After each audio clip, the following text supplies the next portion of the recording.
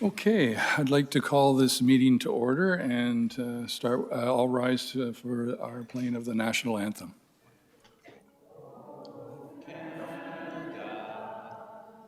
Our home and native land, through patriot love, in all thy sons command.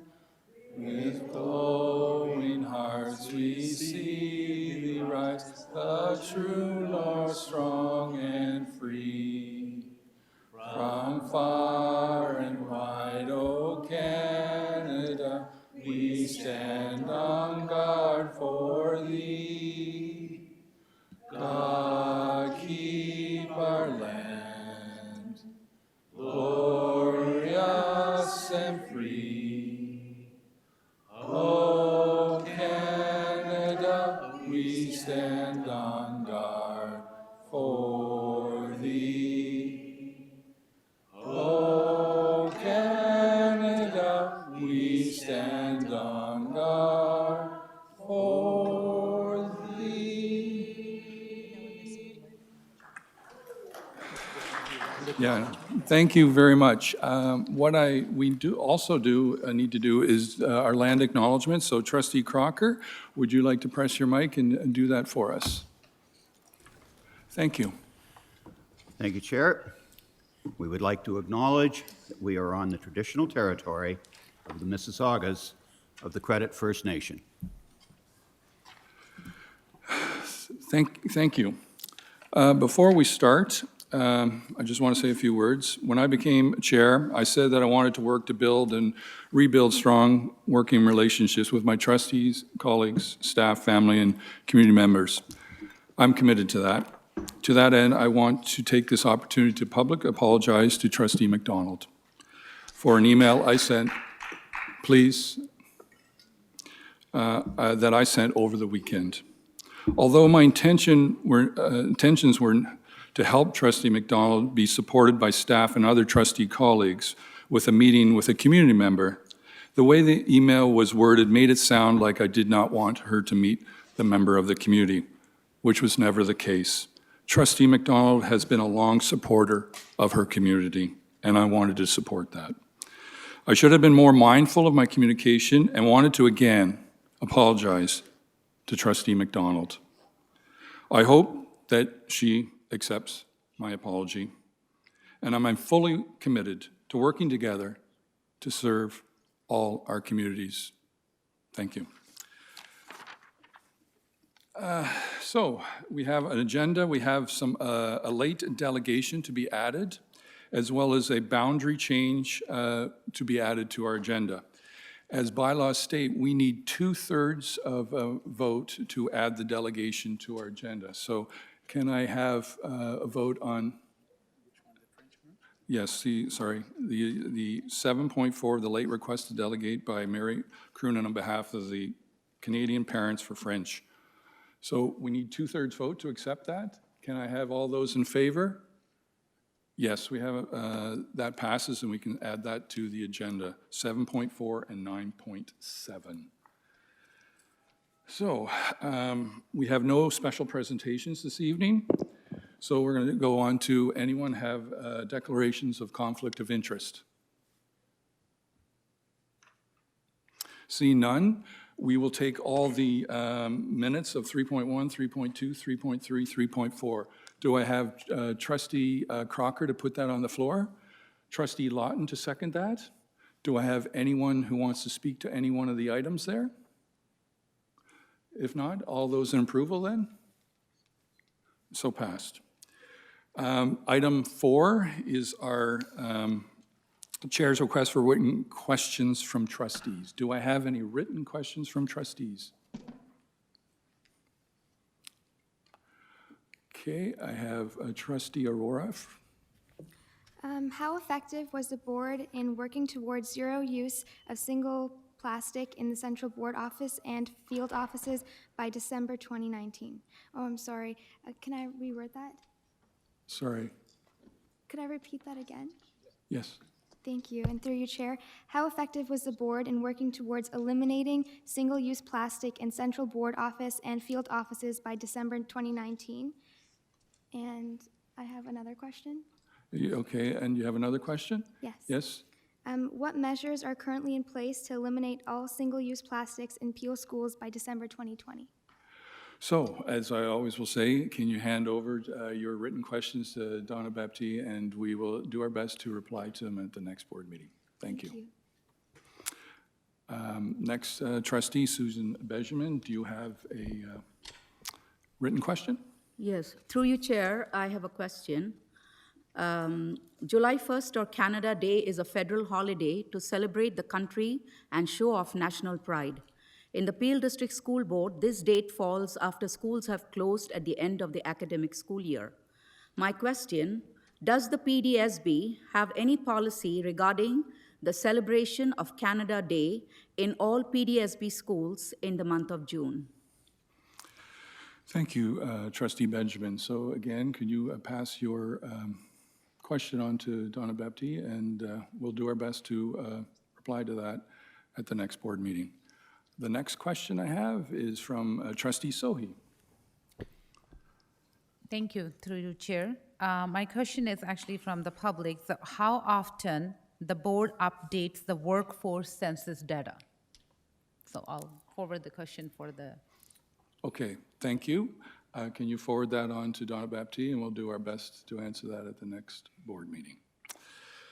Any other questions by trustees? Seeing none, we'll move on to notice of motions and petitions. So, do I have some notice of motions and petitions? Yes, I do. So, Vice Chair Green. Thank you, Mr. Chair. This is a notice of motion. Whereas the Peel District School Board believe in equity, inclusion, transparency, and communication, be it resolved that the Peel District School Board trustees establish a trustee caucus that will allow for trustee to build capacity, develop relationship, network, and discuss issues that affect individual trustees within their community. Be it further resolved that this committee will not make decision on board matter, but strictly for trustee to engage with each other.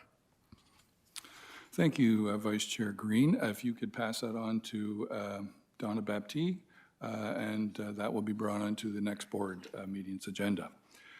So I have another notice of motion from trustee Crocker. Thank you, Chair. Here's my motion, and I'll apologize. I do have a written copy. I don't have one for every trustee. I did amend it slightly. I will email them as soon as I'm in front of the computer. Whereas it is clear that there are widespread public concerns about the negative impact of the government's cuts to education, and whereas public confidence in the education system is paramount, be it resolved that the Peel District School Board write a letter to the Minister of Education and the Premier asking that they make a firm commitment to maintaining the current kindergarten model, including teachers and early childhood educators. Restore staffing levels and class sizes to 2018-2019 levels. Place a hold on mandatory e-learning pending a broad consultation with students, families, teachers, school administrators, and other education stakeholders. Agree to salary and wage increases for all education workers to keep up with the rising cost of living. Be it further resolved that this letter be widely shared with MPPs, Ontario school boards, media outlets, and other education stakeholders. Thank you, trustee Crocker. You said you have amended and written it. You have a written copy. Perfect. If you could pass it on to Donna Baptiste, and that will be put on the agenda for discussion at next board meeting. Do I have, yes, I do. I have another motion from trustee McDonald. Thank you. Through you, Chair. Be it resolved that the Peel District School Board released to me the findings of the internal HR Policy 51 complaint launched by Mr. Ilumade after the June 19, 2018 regular meeting of the board, after his official complaint on June the 20th, 2018. Sorry, correction, I said 2019, for June is 2018. If the Peel District School Board is unable to do so, could the Peel District School Board kindly provide a written legal reason for refusing my request? Thank you.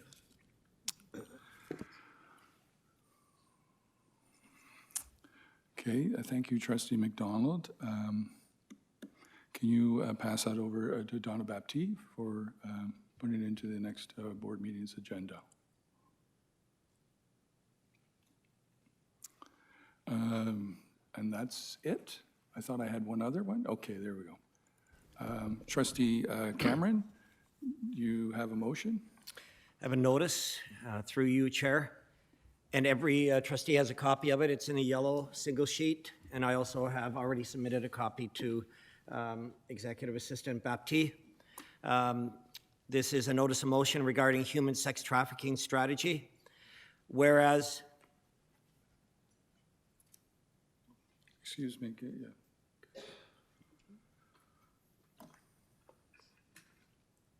whereas the Region Appeal delegated the Peel District School Board on January 13th, 2020 on their strategy to address human sex trafficking in Peel Region, and whereas the Region Appeal is working collaboratively with stakeholders and community partners on the strategy, therefore be it resolved that the board confirm its membership on the Peel Human Trafficking Service Providers Committee and continue to support the work of members of this committee in our schools. Thank you. Thank you, Trustee Cameron. Can you pass that on to Donna Baptiste, or she already has a copy, and that can be put on to our next board meeting.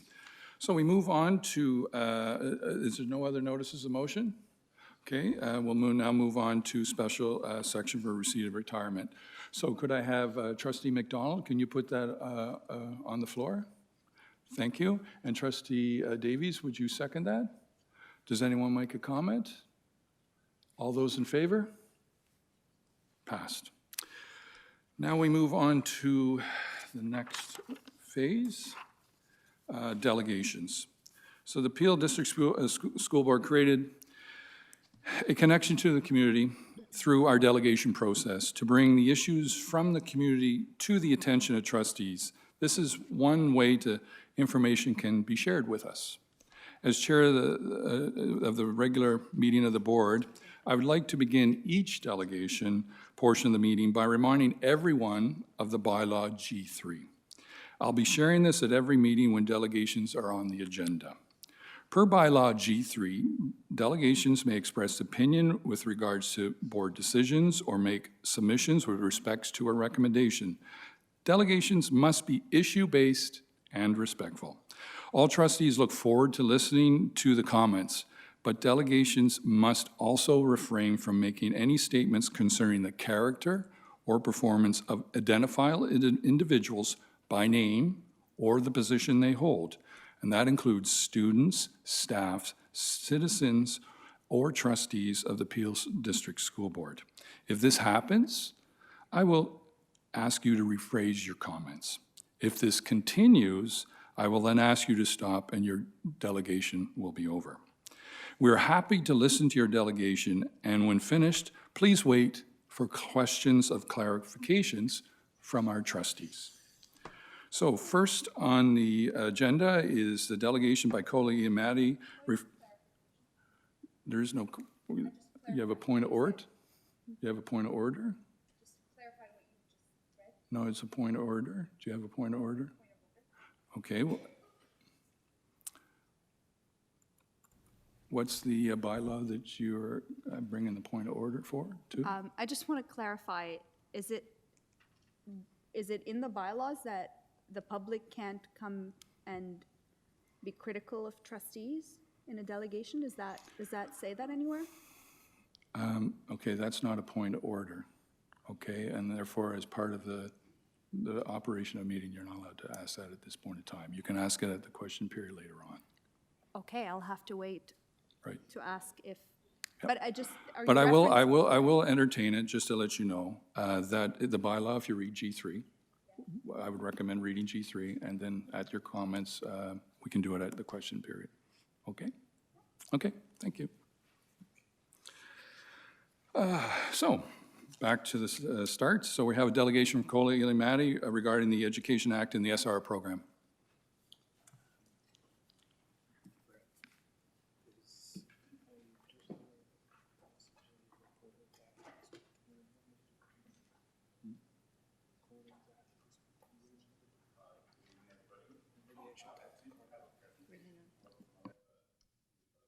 I have to turn your mic on? Sorry? Podium. I have to. Good evening, Okay, everybody. so yes, we can now hear you. So I did have a presentation, but maybe because it's me, it's apparently not compatible with your equipment, so we won't be able to see it.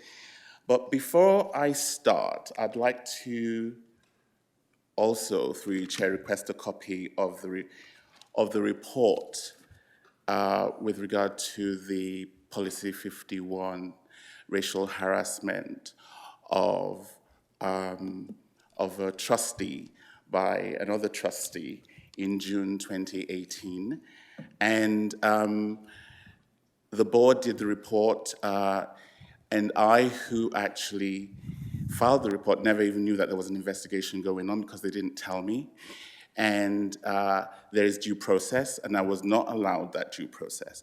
So I need So to... you, as you probably aware, we don't have those conversations in public. Well- So if you'd like to delegate on your stuff, we can do that. May I just finish this, please? No, this isn't question. Bill 322 that amended the Occupational Health and Safety Act does say that you need to give a report back. So, okay, I'll start my delegation. Yes, thank you. Okay, so as I stand here, and my delegation was actually entitled Peel District School Board, Anti-Black Racism, Governance, and Handcuffing Black Children on School Premises. We know that the Minister of Education has issued an interim report. And in that report, it speaks clearly of great disregard, disrespect to communities, harassment, marginalization, and all of those narratives that we as communities of African and Black Canadians have been bringing to your attention, to the attention of the board, to the attention of superintendents, school administrators, and you have never given us the credence around responding to us. So we know yesterday was the 75th year commemoration of Auschwitz and the horrible issues that went on in terms of how the Jews were persecuted and murdered. And the Jews have a saying, never again. And I think, and rightly so, we uphold that as human beings, that we never want to treat human beings that way. But in our own society, we forget that 6 million Africans were tossed overboard just because the slave owners wanted to file for insurance awards. And all that's going on for Black and African Canadians, particularly here at this particular school board, is not remembered, is not given credence, but what we do is perpetuate it. So this is the way we see ourselves being harmed by you. It's a psychological war. You treat the children poorly. You treat the Black educators, they're treated poorly, they're scared, they're afraid. They can't speak up. The parents who are part of the school community, you treat them poorly as well. And all of this has culminated in that interim report that we have, and everything in that interim report, we have been telling you for the past 5 years. And so now, you're going to have to deal with it. You're going to have to deal with this defecation because a different power is holding you to account. So in terms of Section 169 of the Education Act talks about a climate, and you know what, but you don't give our children that climate. It's only a climate if you're white. It's a climate if you're white, if we don't see a lot of white children being handcuffed. It's if you're white, and I don't know that you guys don't hold yourself accountable to what you're supposed to be doing in terms of what the law says, because that's the law, and what you should be doing. And so you get your mission, visions, and statements from that, and then you release them on paper, and then you don't pay attention to that. So in terms of the climate that people work in, over the weekend, an email was sent, but I wasn't supposed to have received that email.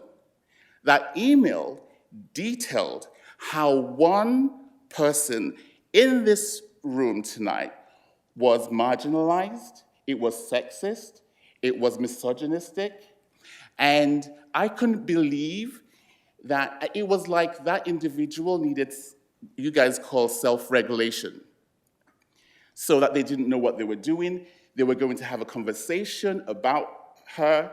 After having that conversation about her, they were going to speak to her before she could speak to me. All it was I was asking for information with regard to the black child, 11-year-old, who was handcuffed on school property recently. That's all I was asking for.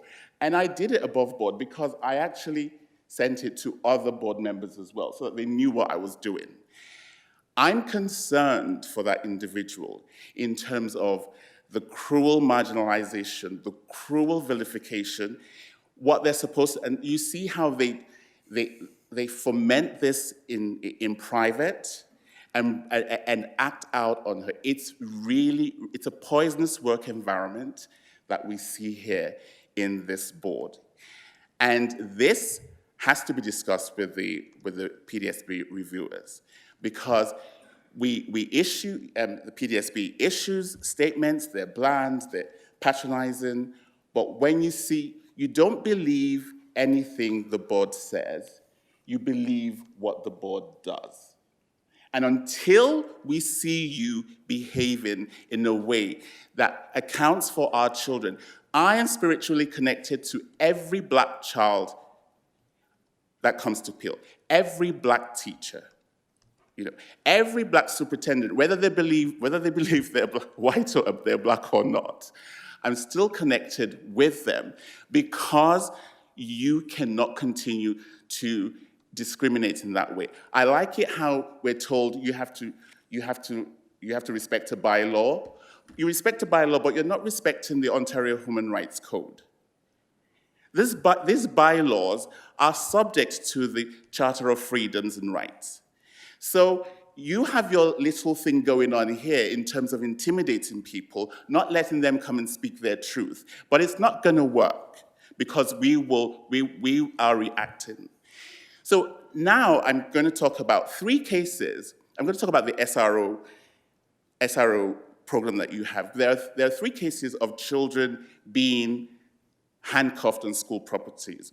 You've got 2 who even it went to court, the issues were withdrawn, but the schools would not let them, the home schools would not let them back.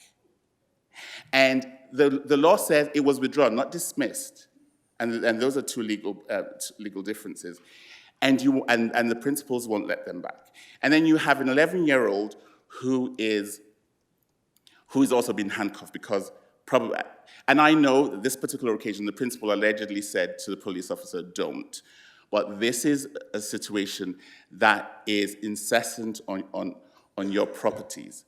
Now, there is a policy, a model policy, which speaks to a protocol between the schools and local police. I stand here today to tell you that the Peel District School Board is not following that policy. I stand here today to let you know that enough is enough of the handcuffing of black children.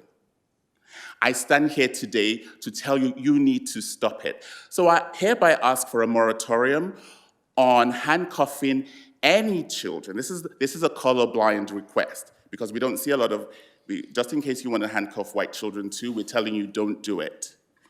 You need to stop handcuffing our children in schools.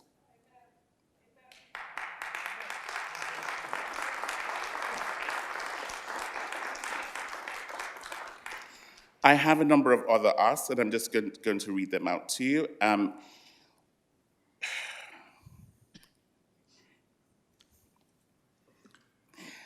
So we talked about the moratorium, that a committee be established by the board to be led by Kathy McDonald and Noka DeKroob, because of the essence of the work that they have been doing all the while anyway. And that committee should look into all arrests on PDSB grounds for the past 36 months. And this is only done with a view to create better relations between the police and the children. If they have to be there, if they have their lives have been policed that way, then we have to actually get things better. But you can't keep on handcuffing our children that way. I'm also going to ask you to ensure. Sorry, your equipment wasn't working. That the board be very clear in the response to the above, because a lot of your responses are very patronizing. Oh, we heard what you said was nice, we're gonna do this, we're gonna do that, but yet you do the same thing every day.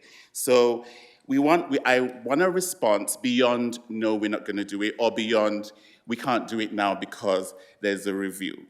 There are things that the board should be accountable for, even as the review goes on.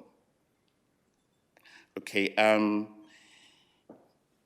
that Kathy, and I'm very concerned because the last time I delegated, there was pandemonium here, and I was humiliated by a member of the board. I was racially profiled, humiliated, and threatened.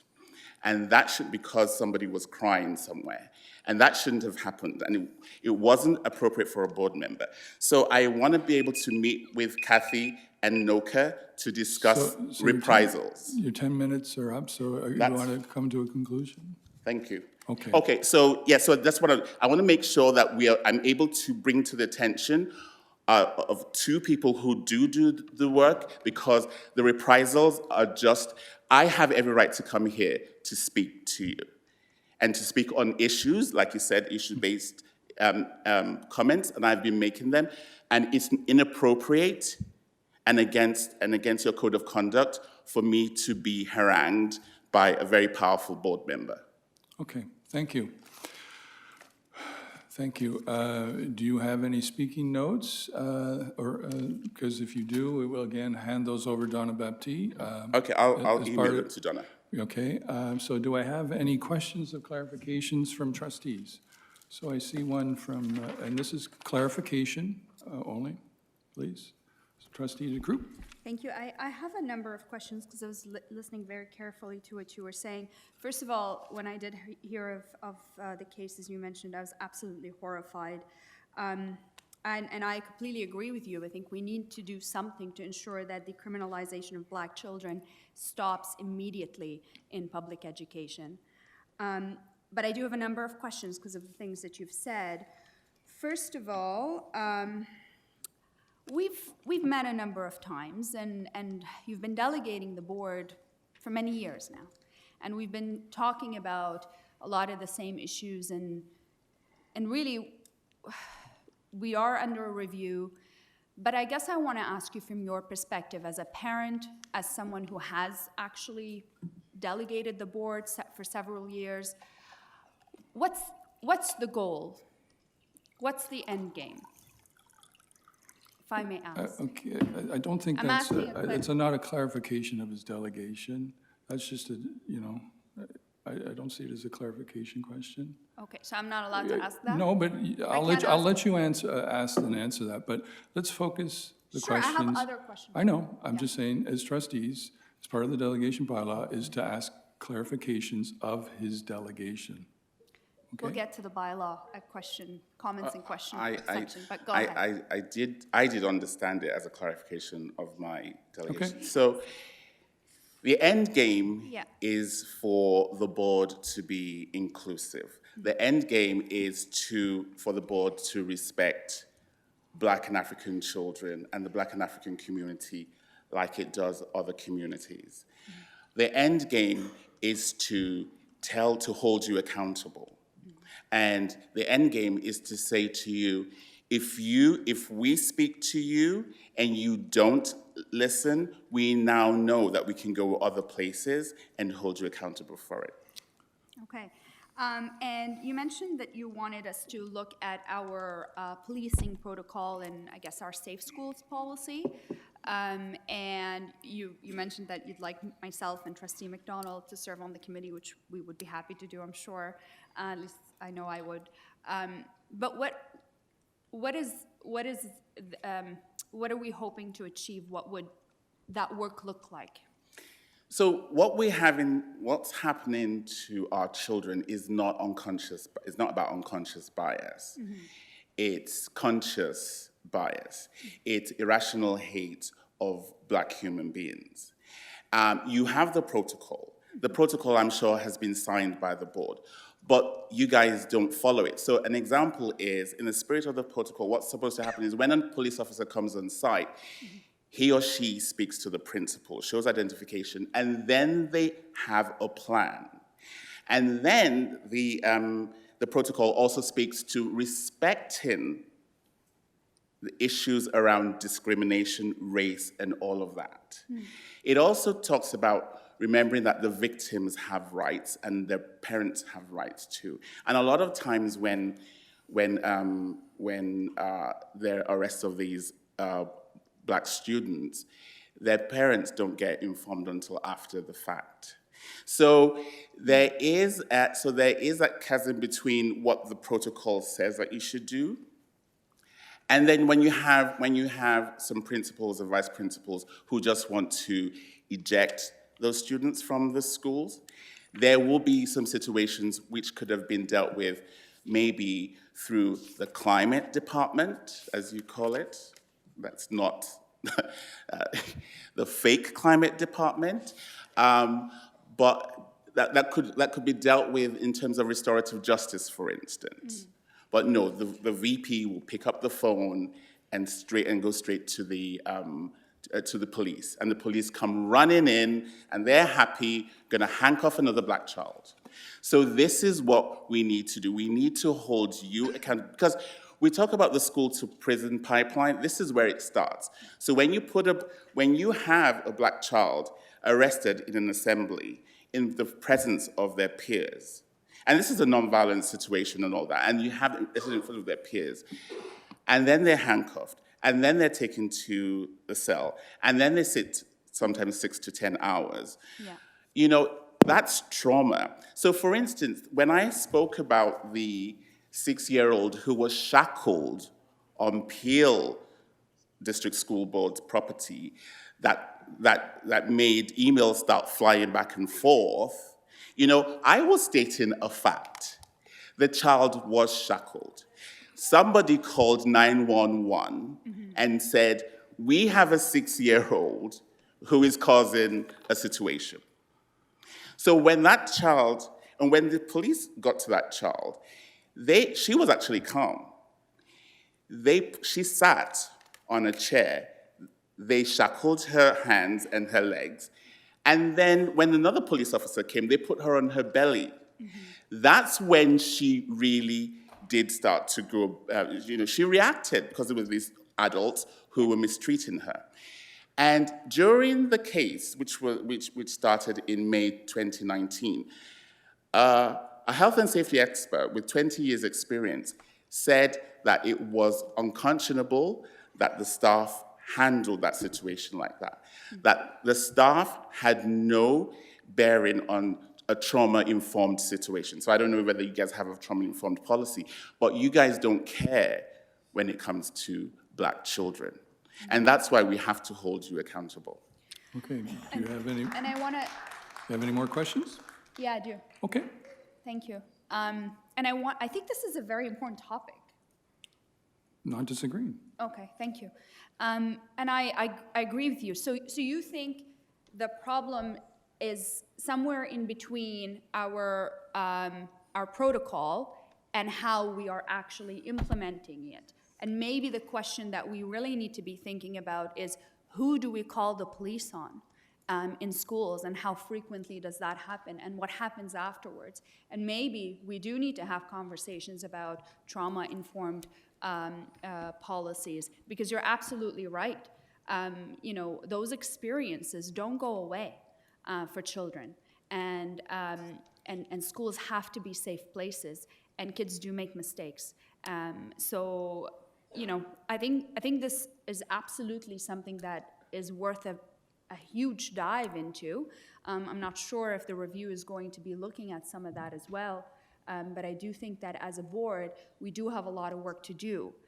However, I guess So this is is there a my question- second is there a question. question I there? do have questions. Okay. Please, thank you. I'm not allowed to have opinions, but I am allowed to have questions. That's good.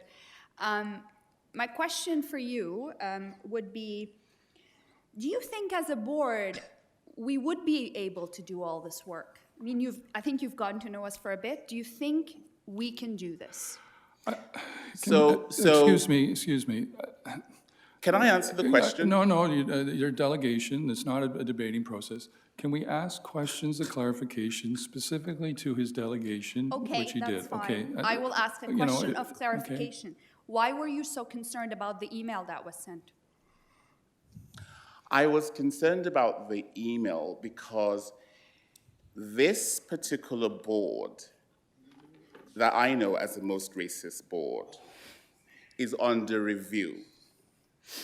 And yet, there is a situation where some trustees, some powerful trustees, are discussing how to regulate another trustee. And the regulation is based on her race, based on the sex, and the misogyny that came across in that email. And at some point, I will release the email to the public so that we see the email thread in terms of the very innocent ways that questions were asked, and how when people don't know how to use email. So it's a lesson for everybody here. Check before you respond, before you press reply all, because it can just expose a lot of defecation you don't want to. Yes. Okay, any other questions? I think that's enough for now. Okay. Thank you. Thank you very much. Thank you for your delegation, and we'll do our best to respond to you at our next Kathy has board meeting. questions. No, Okay. she's good. Okay, Trustee McDonald, you have questions of I clarification? have, I missed the question period at the beginning due to something that circumstances beyond my control. And I wanted to know if I could, and it's actually related to this. So I have 3 questions that I could just ask here with it and ask for 1 point of clarification. So would I be allowed to do that? So, Because it's based- I'm misunderstanding. You have 3 questions for for Mr. Yamati of clarification? No. Oh, do that at the bottom? Okay. All right. Okay. No, so I just have 1 question, then I'll ask him. You have a question for him? Yeah. Okay, please do. Okay. So you spoke about the school board police protocol. I just wanted to know what that team that you're thinking of would look like. Oh, And if we have, I'm assuming, do you know if we have one? Because you said you wanted a No, review of the school board police protocol. I was asking, if I'm right, I was asking for the board to enact or establish a committee that would look into the last 36 months of arrests on Peel properties, Peel District School Board properties, and do an investigation with regard to how this can stop. Because it's all about, you see, this is all about power. So, you know, the board has power, the administrators have power, the employer has power, and you're using all of that power to oppress these little black children.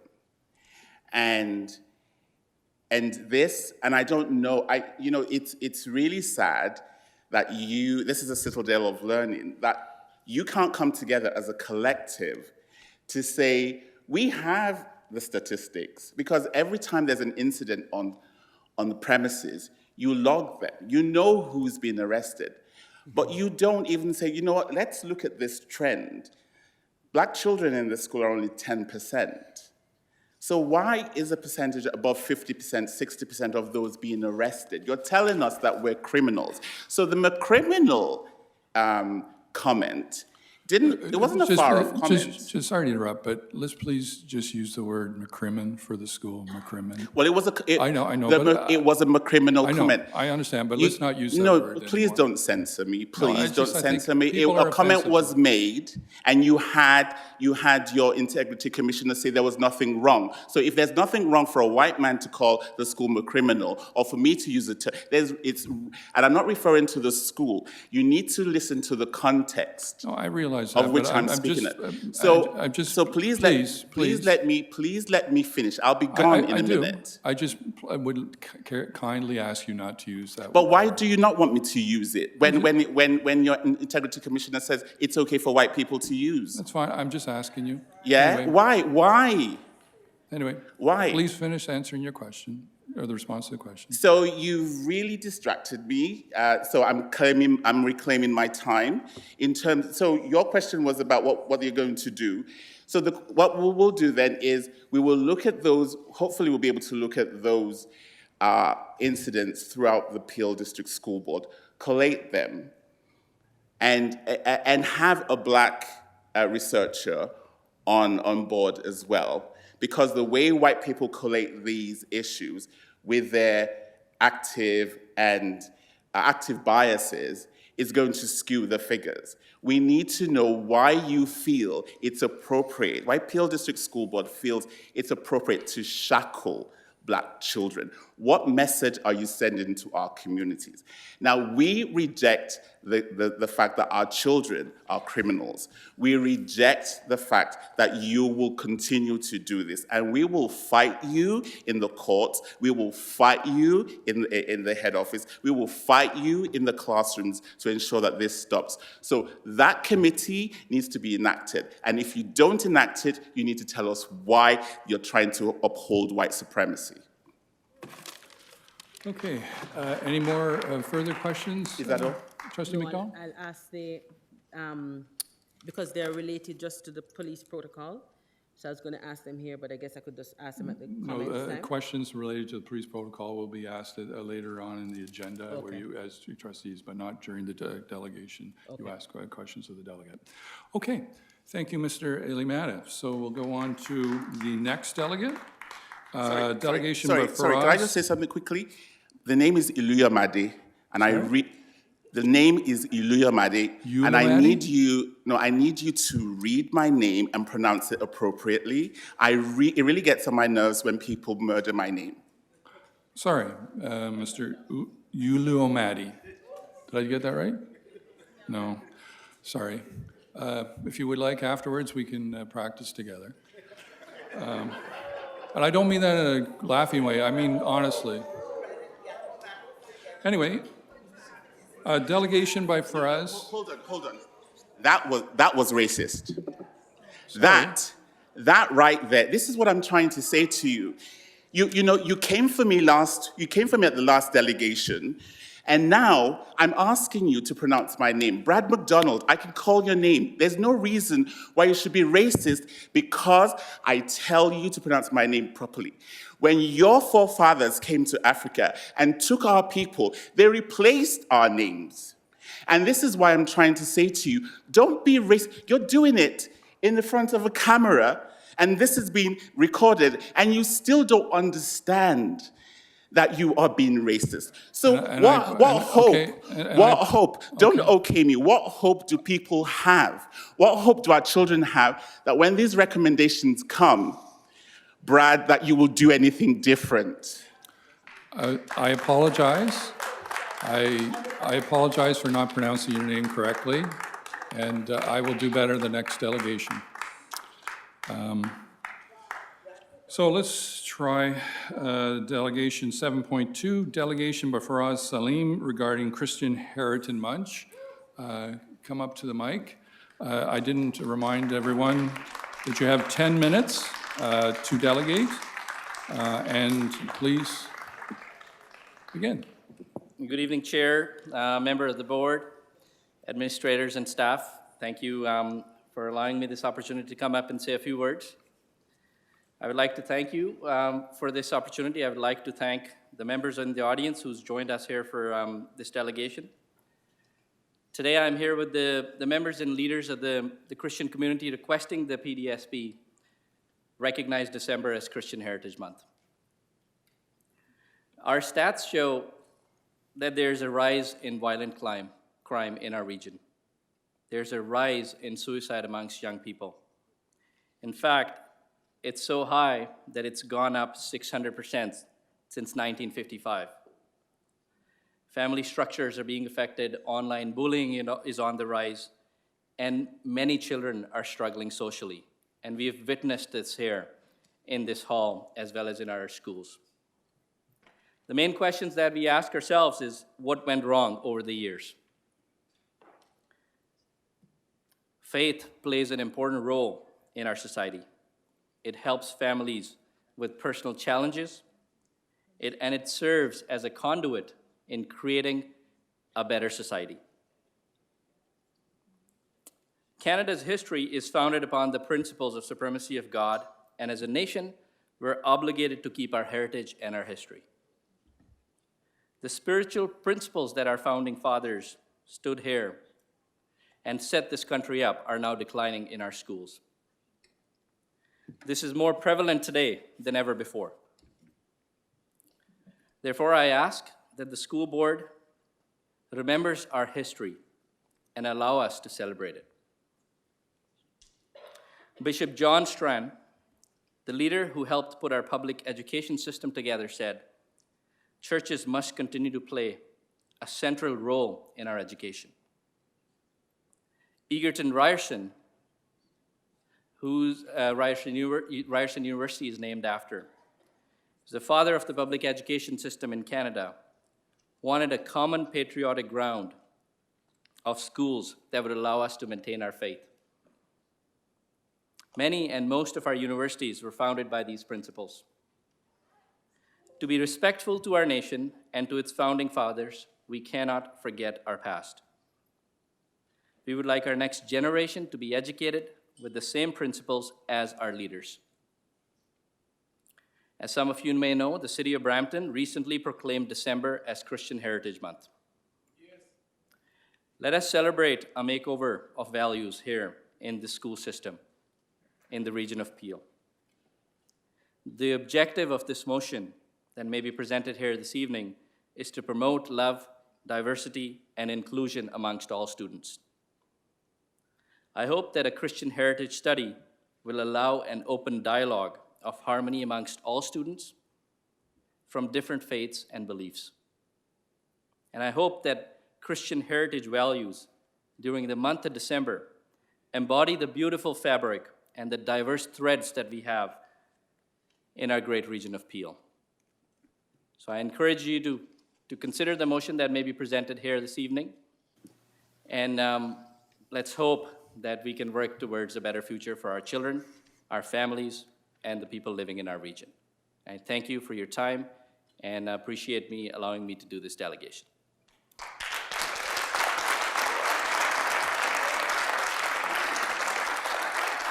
Please order, please order. Please order. So as you're mentioning, there's a motion today to be heard, which you're delegating. So first of all, we'll ask you to pass your notes over at the end of the delegation to Donna Baptiste to be recorded in our minutes. Do I have any questions of clarification from our trustees? Yes, I do. Trustee Marchand. Yes, thank you, sir, and thank you for coming out this evening. You asked that you be allowed to celebrate. I just wonder if you could clarify that. That implies that you've been told you can't celebrate Christian holidays. To my understanding, most of the schools are fully capable of celebrating all those days. So I just want to get an understanding of that in terms of being allowed.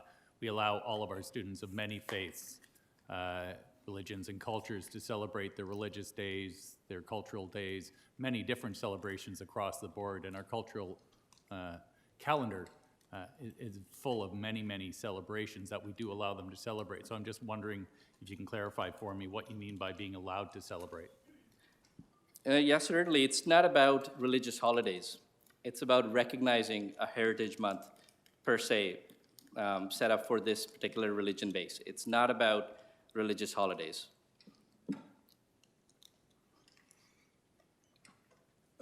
You have another question? Sorry, just wait, you got to put you back on. There you go. Okay, so if I may then, what would you envision this Heritage Month for Christianity to be, given we live in a Judeo-Christian society, and I think we've got a lot of that enshrined there. So what specifically is it that you're looking for from a Christian Heritage Month? I think that would be a question you guys will have to figure out on your own. How are the other Heritage Months celebrated? What's involved in what's being taught in the schools during that time? There needs to be something mirrored along those lines. I wouldn't be the wise one to suggest how to implement this. I think that's up to the board to decide how to implement this. Please, order. We're not here to applaud. Okay, thank you. Thank you for your delegation. Please, audience, we're not here to applaud. So we go on to our third delegation, Paula Shulitsky. Shulitz? Did I get that right? No, sorry. Good evening. So I've decided that perhaps the best way for me to get my point across tonight would be through a series of personal stories. Okay, so my name is Paula Shotska. Ortigosa is my maiden name. I was born in Venezuela to a Venezuelan father and a Colombian mother. I had the privilege of living in both countries where I developed a strong sense of self and pride in my roots and my upbringing. Despite the fact that to Colombians, I wasn't fully Colombian, and to Venezuelans, well, I wasn't fully Venezuelan either. On top of that, I am Christian, but I'm not Catholic, like most of South Americans. So I didn't always fit in, but that's okay. I turned out all right and confident in who I am, plus hopeful to make a difference for good in the world. These are things I hope to pass on to my children. I came to Canada at the age of 17 after 3 long years of paperwork, medical tests, all sorts of interviews, and other things that in the end saw my parents, my sibling, and me fit to arrive in this great country as permanent residents. I did not speak any English, but that did not matter. To us, Canada was the promised land, where all our dreams and hopes for a better future were simply waiting to happen, with some hard work, of course. I met my husband at church, a Canadian-born, half German, half English young man. We fell in love and married. Together, we're now raising our 4 beautiful children, all of whom are 1/4 Venezuelan, 1/4 Colombian, 1/4 German, 1/4 English, 100% Christian, and 100% Canadian. Here in Peel. We feel blessed that our children get to live in such a diverse community. Most of our friends, neighbors, and acquaintances have different cultural, racial, and religious backgrounds. That has always been a great source of joy, as the quality of our interactions could not be better. Unfortunately, however, among such diversity, there seem to be policies and procedures within the school board that appear to tear us apart and blatantly leave us and our children underrepresented at just about every level, leading our children to feel like misfits. How is it possible that a school board that claims to be so inclusive and welcoming of diversity has left out large religious and ethnic groups from their officially recognized monthly celebrations? Is it possible that our representatives have forgotten, or dare I say, neglected, to honor certain groups in favor of others? It has come to my knowledge that the board has agreed to recognize major cultures and religions each month. But Christianity, Hispanic, and European heritages have been excluded. It is a very sad thing when children with no prior knowledge of personal experience with discrimination get to encounter it first from the very people and the very system that is supposed to teach them, help them, and protect them. It is sad for a parent, such as myself, to be asked by his or her child why the school they attend seems to celebrate just about everyone else in the community, but not them. Is there something wrong with me, they ask. What have I done? Could this all be because of adult issues or unresolved conflicts in history that have made their way into our schools? Not recognizing the effect that such decisions would have on some of the most vulnerable people in our communities, our children. I have been an active participant of the school council and within the community at my children's school for the past 7 years, since my oldest child started kindergarten. I personally find it offensive that in the name of inclusion and diversity, some feel it is okay to neglect others. I am a firm believer that true inclusion should not be limited. It should not be turned into a game of favoritism that in the end polarizes all of our interactions. I also believe that if we were able to stand up for each other, then we could truly learn to celebrate the full range of human diversity. How can we expect our children to get along if we ourselves don't set a good example for them? What do I expect to happen now? Well, after talking to my friend, Faraz Salim, and he's speaking to some trustees here, it appears that a motion has been brought forward to make December Christian Heritage Month. This is great, and many of our community here and outside of here, and I hope other trustees will be supportive of such a motion. I expect the same to be done with regards to white European and Hispanic or South American heritages. I would personally suggest European heritage could be celebrated in December, along with Christmas. And Hispanic or historic or South American heritage could then be celebrated in January. Both months currently stand clear of any board designation. Any other groups that have been left out should also be celebrated. Additionally, I feel strongly that at this point, an official apology is owed to those who have been hurt through this form of exclusion. But you could go one step further.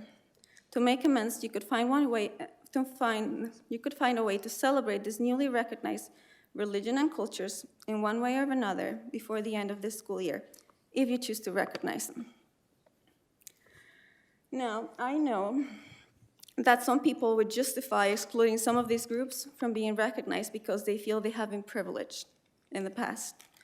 Well, let me tell you a story of a little boy who was part of a German family of immigrants in the 1930s. While attending school here in Canada, during and post-World War II, this little boy experienced worse discrimination than anyone here likely ever has. He and his brother experienced a constant onslaught of what today we would call hate crimes. They had to physically defend themselves daily. And when their mother spoke to the principal about it, their response was, well, it's wartime. A generation later, this boy's children also experienced racial discrimination and bullying at school, albeit not to the same degree as their father. Nevertheless, they and their siblings were constantly referred to as Nazis, a word that even today doesn't seem to bother most when used. Yet, the intent and the impact are the same as any other racial slur when they are used against little children. This little boy's story is the story of my husband's father and the sad narrative of his and my husband's childhood. Were they really privileged? I am determined to not allow my children or anyone else's children to be treated in a similar manner, even in the slightest way. Neglect itself can be deeply hurtful to children and to their parents. I hope that those with the power to enact change will choose to use that tonight, and that they will be more mindful of the impact that their choices have in our children's lives. Thank you for your time. Okay, please, order. So, thank you for that presentation. I know part of it you submitted earlier, so I got to read along, but you added some stuff at the end. I changed some Yeah, so when you finish your delegation, could you go over to Donna Baptiste and add that in? Yeah. Because we include that as part of our meeting. So I have some questions of clarification. Yeah. So Trustee DeCreux, would you like to ask a question, clarification, please? Thank you. I do want to start off by apologizing on behalf of myself, as I am the author of the motion for Heritage Months, and it was a miscalculation on my end that we did not include Christian Heritage Month at that time. I had looked at the provincial recognized months, and that was not included as part of that. But I did speak to Faraz about potentially advocating with the MPPs to get that included as well. I will be supporting the motion tonight, and I will be seconding Trustee Kathy McDonald's motion, so I hope that we can rectify that. Thank you. Thank you.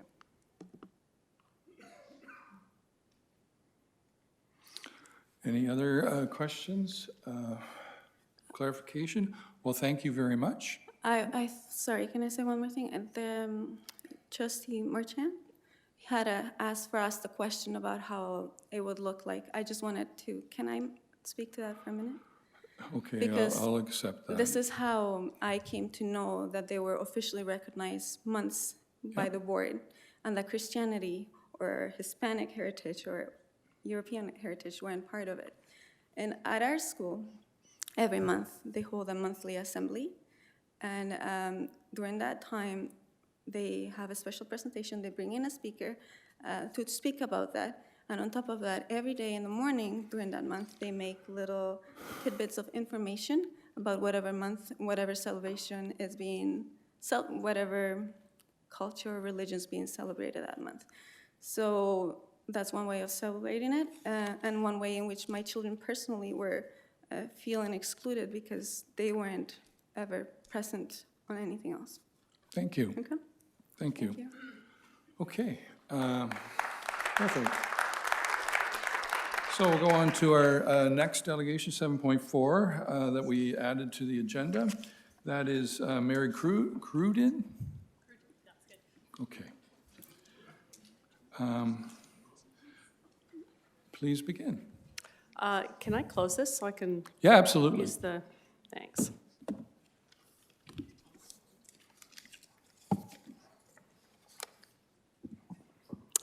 First of all, shout out to the French immersion students that I met before the delegation in the audience. Appreciate the good work you're doing at school. Thank you, trustees, for this opportunity to delegate. I'm not gonna start back with the Plains of Abraham, but I am going to start with 2013, which was a really important moment in Ontario education. This document came out. It's called the Framework for French as a Second Language, and it was published after extensive consultations with stakeholders and experts. Its purpose is to maximize opportunities for Ontario students to reach their full potential in French as a second language, and to call all stakeholders to take action to strengthen FSL programming. It states that learning French gives students the significant advantages of being able to communicate in both official languages. It enhances first language and overall literacy skills, interpersonal and social skills, and increases post-secondary and job opportunities. We have 3 goals in Ontario laid out by the ministry to increase student confidence, proficiency, and achievement in FSL, to increase the percentage of students studying FSL to graduation, and to increase student, educator, parent, and community engagement in FSL. On decision-making, it says stakeholder involvement is a vital part of the process, and that choices are best made in consultation with stakeholders, taking current research into consideration. On equity, it says participation in FSL programs should reflect the diversity of the student population, including students with special education needs and English language learners. For parents who believe strongly that a good education includes becoming proficient in both of our official languages, Early French immersion continues to be the optimal approach. It provides an early start, high intensity, and maximum possible time in French. The Peel model of 50% French starting in grade 1 is the ministry minimum. Generally, French immersion grade 12 graduates achieve what is commonly known as functional bilingualism, which is the level needed to attend a French university. Peel receives about $22 million annually in the provincial supplementary funding under the FSL allocation. It is based on enrollment in French immersion program, as well as others, and it supports French immersion. It is provided for French immersion students from junior kindergarten to grade 12. The curriculum for immersion begins in grade 1, as it does for the English program. There are practical realities boards face, but parents expect to see continuous improvement and commitment from their trustees and school board leaders that mirrors their own commitment to their children and bilingualism in Canada. What parents do not expect is that spots in French immersion will be rationed. Graduates of the program are now parents and grandparents themselves. We expect more and more Ontario parents will continue to seek these opportunities for their children in French immersion. At your last meeting, you approved the reestablishment of the Elementary French Immersion Review Committee. We welcome the opportunity to fully review the challenges and to help develop an action plan to meet growing demand. We'd like to be the voice of FSL parents on that committee and a link to FSL education across the province and nationally, including helping you access information on improving teacher supply, recruitment, and retention.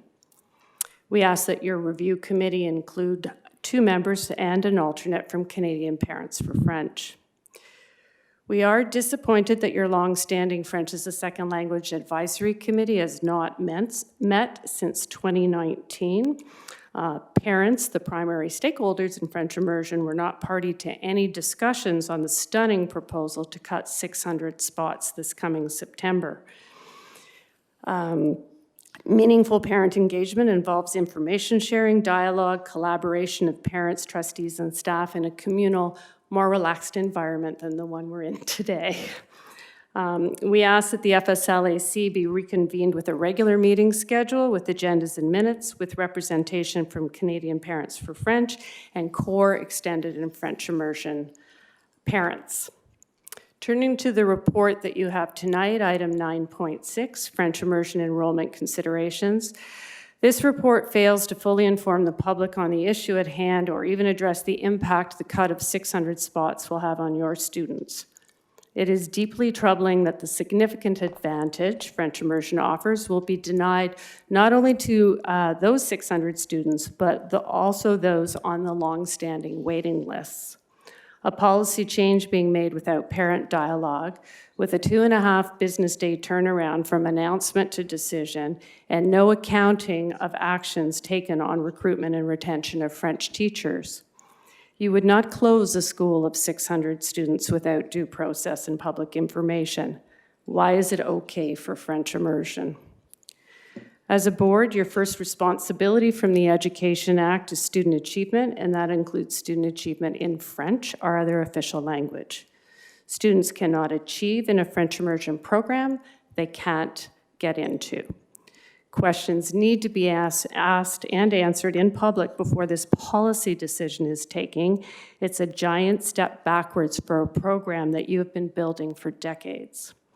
What is the historical enrollment information, applicants and wait lists? What are your projections for September 2020? How much of your annual French allocation will be lost over the next 1,200 years with these 600 students not in the program? What's the distribution of the cut in spots going to be? Are some students in Peel going to be better served than others?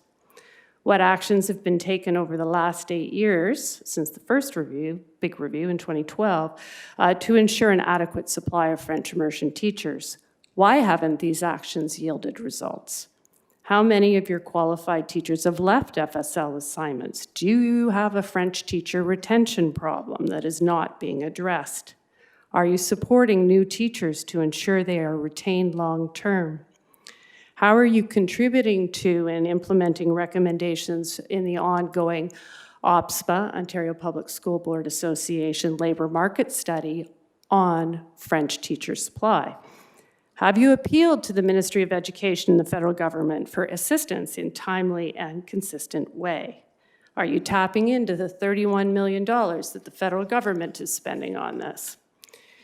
In conclusion, we ask you to defer the cut of 600 French immersion spots until these important questions are answered and examined publicly. Parents rightfully expect to be included in continuous, transparent, collaborative efforts with all FSL stakeholders and decision makers. It is their children who will be lottery losers if this new policy is adopted. We ask you to develop an action plan for growth through the review process. Let's work together to find practical and creative solutions that meet the needs and aspirations of your students and their families. Thank you for the work that you and all of your staff members do to support the teaching of and learning of French as a second language here at Peel.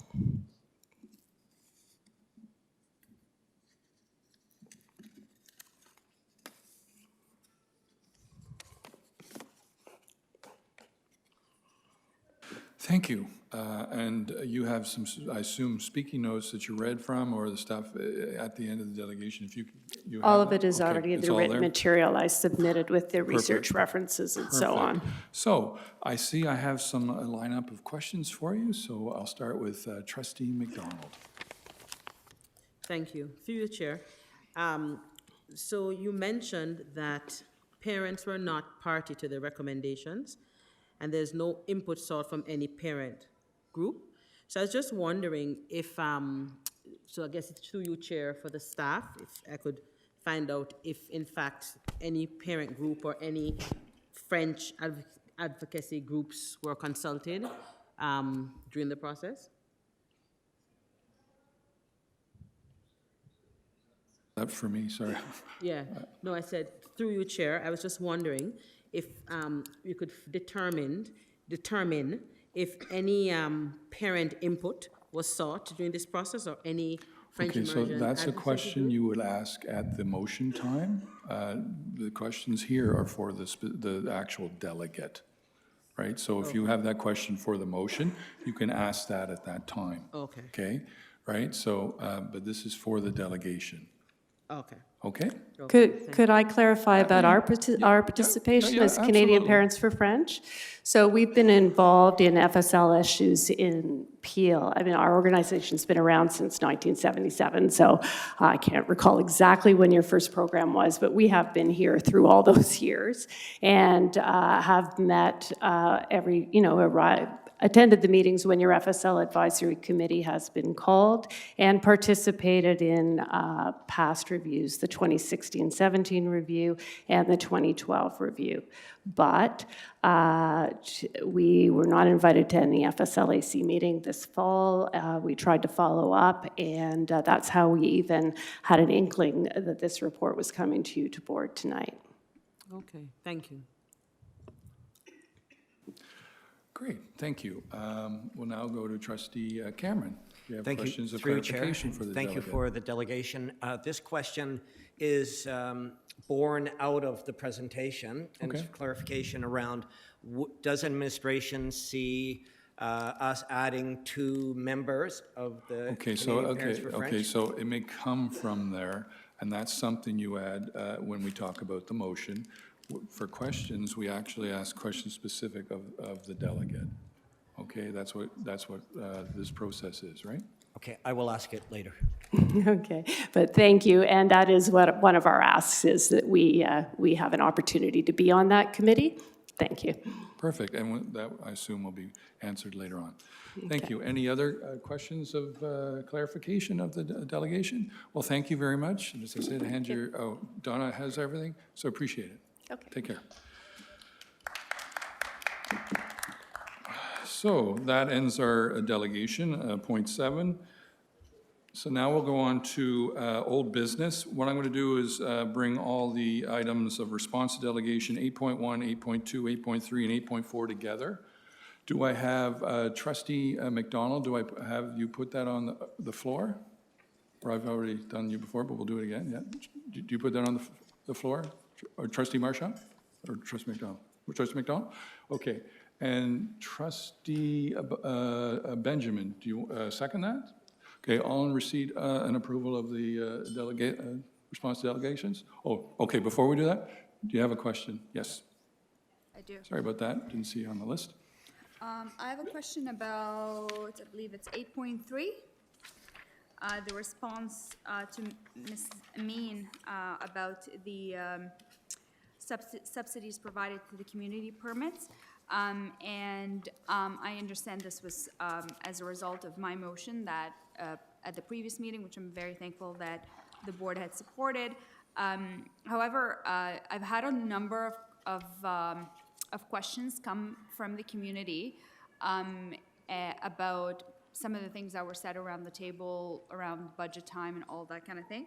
So I guess the concern is does the board have the intention of removing the subsidies to community permits again during this budget cycle by the end of the school year? And if so, will community groups be provided with a better notice than they were at the previous year?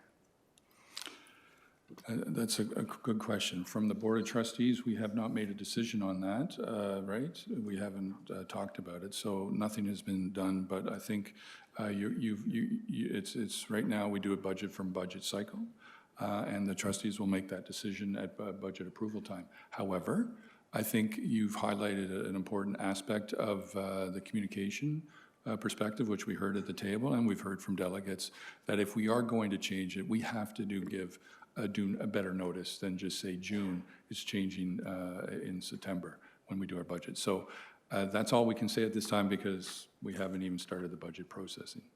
So just, sorry, Okay, sorry. I apologize. Yeah. Apologize. Just a follow-up. So there is no commitment from the board to continue providing the subsidies that we have provided for 16 years or at least 16 years previously to that, unless something major changes financially. There still is no commitment. It's just going to be a case-by-case basis every single year. Like all budget times, we all have to make tough decisions. We don't even know what the government is giving us. We have negotiations going on, so there's a lot of factors. So right now, all we can say is this motion provided funding for this year. Thank you. Thank you. Good questions. Trustee Sohi? Yeah, sorry, to clarify the same that Trustee DeCruz asked, I got a lot of questions around the same thing. So can the board looking at what we had this year, according to whatever the numbers we have had this year, can the board provide a statement early enough for all those vendors and the renters that how much it will be, if it will be increasing? Because now this year we have some sort of, the grounds to give that kind of a number from this kind of this year budget, because otherwise the community again will be left wondering that why it is again increasing 300% or 600%, and it's really hard at that time because a lot of clubs start at March or April, and they have to make those decisions early enough. Absolutely, and that follows in Trustee DeCruz's question that, if we are going to make changes as trustees, we need to inform all the various permit holders.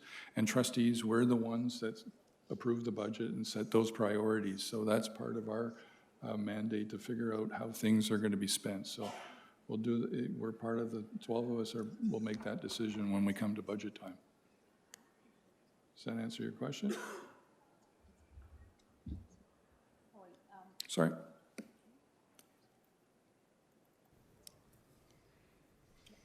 I understand that we have to give this answer after we approve the budget and look deeply into it. But again, sometimes some of these groups, they start early and the budget approval is not, Correct. later. Correct. Yeah. And that's what I said. We've learned from the delegates, and we've heard comments at last board meeting that if we were going to make any changes, it has to be done before June. So as trustees, we have to make some conversations sooner than when we officially approve the budget in June if we're going to make any such permit changes. So that's something that as a group we have to think about as we start our budget processing, which I believe starts in February when we have start our committees on that process. Okay? Thank you. Okay, so all of those in favor of the 4 response to delegations? Passed. Okay, now we'll go on to item 8.5. Trustee Marchant, do you put that on the floor? Trustee Sohi, do you second that? Do I have any questions or comments about it? Seeing none, all those in favor? Okay, approved. 8.6, it's old business. It's the deferral of the motion regarding e-learning. So, trustees, we are bringing this back from our last board meeting, as indicated that the government, in conversation with the government reviewers, we could carry this motion and didn't have to wait for the report to come in. So to bring this motion back on the table, we need a simple majority. Okay, so do I have, I don't think we speak to it, if I'm correct. No, so I need a simple majority, so I'm going to ask for someone to put it on the floor. Trustee Cameron and Trustee Green, do you put this, second it? Put this on the floor. So do we have those in favor of bringing this motion on the floor to be debated tonight? So be it. So now we're going to hear the motion, original motion from 2 board meetings ago that was brought in notice of motion, and we'll go through that process. So, as we all know, the process is to allow the person, do you have a seconder on your motion? Just let me bring your mic on. Trustee Crocker. Trustee Crocker, do you second this motion? So now Trustee Cameron, I give you 5 minutes to talk to the motion, and then we go from there with others. Thank you, Chair McDonald. I won't reread the motion as it is in today's agenda for all to see. It was also sent to each trustee's email account during the notice of motion submission on December 10th, 2019. As of today, this motion has been in front of our eyes for 50 days. I'm asking my trustee colleagues to give consideration to approving this motion, allowing our board to hear from our secondary school students, parents, and school staff so we can determine their thoughts about the implementation of the ministry's mandatory e-learning initiative. I suspect that each of us has heard anecdotally how many of our students, parents, and school staff feel about the ministry's e-learning announcement. Between the 12 of us around this table, we could have heard a wide variety of sentiments about this. But that doesn't give us a research-directed, fact-based, data-supported measurement. We only have opinions heard at this stage. The ministry has said it in an announcement, quote, before the launch of the new online learning program, the province will be consulting with Ontarians to ensure our approach to online learning will meet the needs of students and educators, end of quote. They also announced, quote, the online courses that they can take can begin counting toward their graduation requirements beginning in September 2020, end of quote. It is almost February 2020, and we have heard nothing from the ministry as to how their 2-course e-learning requirement will begin in September 2020, how it will be rolled out. We have heard nothing about resources and infrastructure and staff training our board will require. Where is the money, the processes, and the assurances of internet access for all of our families? We have families who live in each of our municipalities who are still without reliable internet service. From the secondary schools in my area, I've heard about students who stay very late at their schools because there is no internet access at home, either because it isn't available in their area or because families cannot afford this access. Either way, some students are not able to do this e-learning coursework from home. Principals ask, who will supervise our students staying so late at school to get internet access in order to complete their research? They note the family time lost to students staying late at school solely to access the internet and the demands on parents to come to the school to pick up their children later in the evenings. The minister has noted, quote, broadband is also essential to support modernized digital learning in the classroom. That is why we will continue to work with you to ensure that all Ontario students and educators in publicly funded schools will have access to reliable, fast, and secure internet services at school at the speed of 1 megabit per second per student in all regions of the province by 2021-2022, end of quote. You can see how this commitment is about internet access at school. Many of our communities in Peel are not equipped for this reliable service in the home. And what do our students, parents, and school staff feel about the pedagogical value of this type of learning? If the ministry knows the answers to that, they have not shared this with anyone in our board. Part A of my motion on page 51 asks the director to conduct a random sample of our secondary school students, parents, and staff so we can hear directly from them just what their thoughts are on e-learning. Part B of the motion on page 51 ensures that we're not spending money on research processes that we could use in an in-house survey model. Part C asks the chair to write to the Minister, OPSPA, and the Ontario Student Trustees Association to express our concerns about the implementation of mandatory e-learning and to advise them that we are surveying our community with a commitment to reporting back to them when the results become available. The TDSB and York Region District School Board have both approved a version of this motion. The TDSB has completed the writing of their survey and are moving forward with distributing the survey now. They have indicated their willingness to share steps taken to this board, to this point.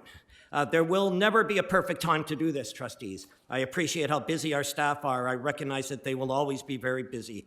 We're the second largest board in the nation. Staff will never have time when they are not very busy. But that alone cannot dictate whether a time-sensitive student, family, and school staff-related motion should carry. The narrative or focus here cannot change from inviting our students, parents, and staff to share their thoughts about e-learning to voting only on the basis of whether staff is too busy.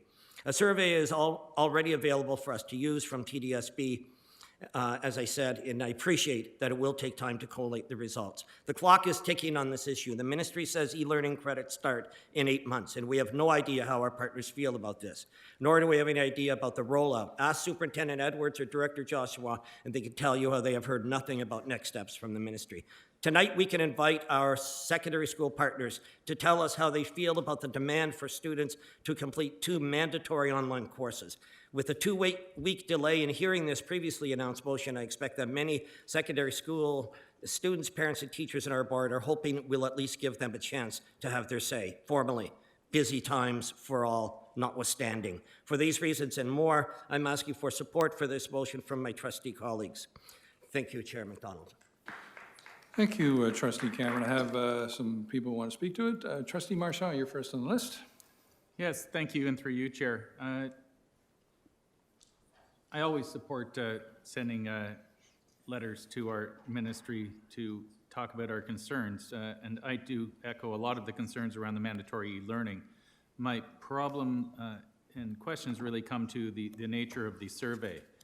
Given that we haven't been told what mandatory e-learning is going to look like, how are we going to effectively poll our parents and students on their thoughts and ideas around this? I agree, all the studies I've seen say mandatory e-learning is probably a bad idea. I think it'll further marginalize our marginalized students who don't have the resources and the supports at home, the ability to access outside tutors, the ability to access reliable internet, parents who may not have the educational background to assist them in the classes as well. And I think all of those are very real concerns to have at this point.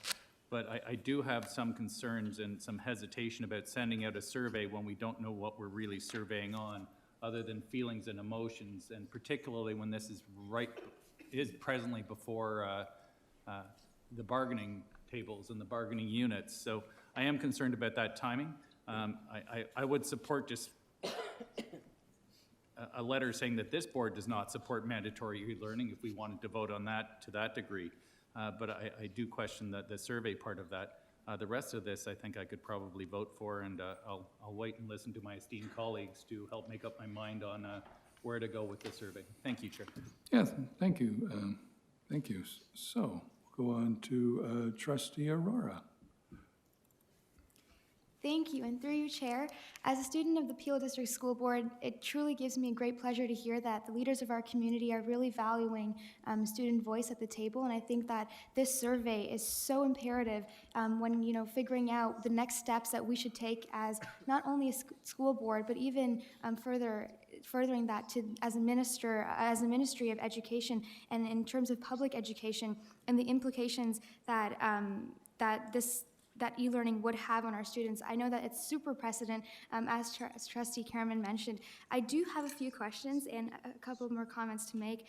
What I really admire about the survey that Trustee Karaman mentioned is how I'm sure many of you guys are aware that OSTA ACO, the Ontario Student Trustee Association, also came out with the e-learning report, and much of the demographic, both in terms of the geographical demographic of the Peel students and also the participation of the Peel students was not as well represented in the findings and results of the survey, because we did have low participation from students of Peel, and therefore the results might not be applicable to how our Peel students truly feel about e-learning. And I really like how this survey, Trustee Cameron beautifully mentioned how it should be a random sample by the Director of Education, because in the OSTA ACO survey, we did not have a random sampling, and instead it was more self-selected and opportunity sampling. Therefore, students who were participating in this survey already had access to technology, and therefore it was a bit biased. I do have a couple questions around the sample of the e-learning and which students will be participating in the survey. So I'm just wondering, would I be able to ask a few questions of Trustee Cameron? So you have questions for Trustee Cameron about his motion? Yes, would that be You can okay? ask those. Okay, thank you. Through you, Chair, to Trustee Cameron, I would just like to ask whether the sample would be also reflective of the outboard e-learning students, so the e-learning students that are not part of our board. So I didn't come to the table being that prescriptive on what that would look like. We have a board who's willing to lend us theirs that's already in action.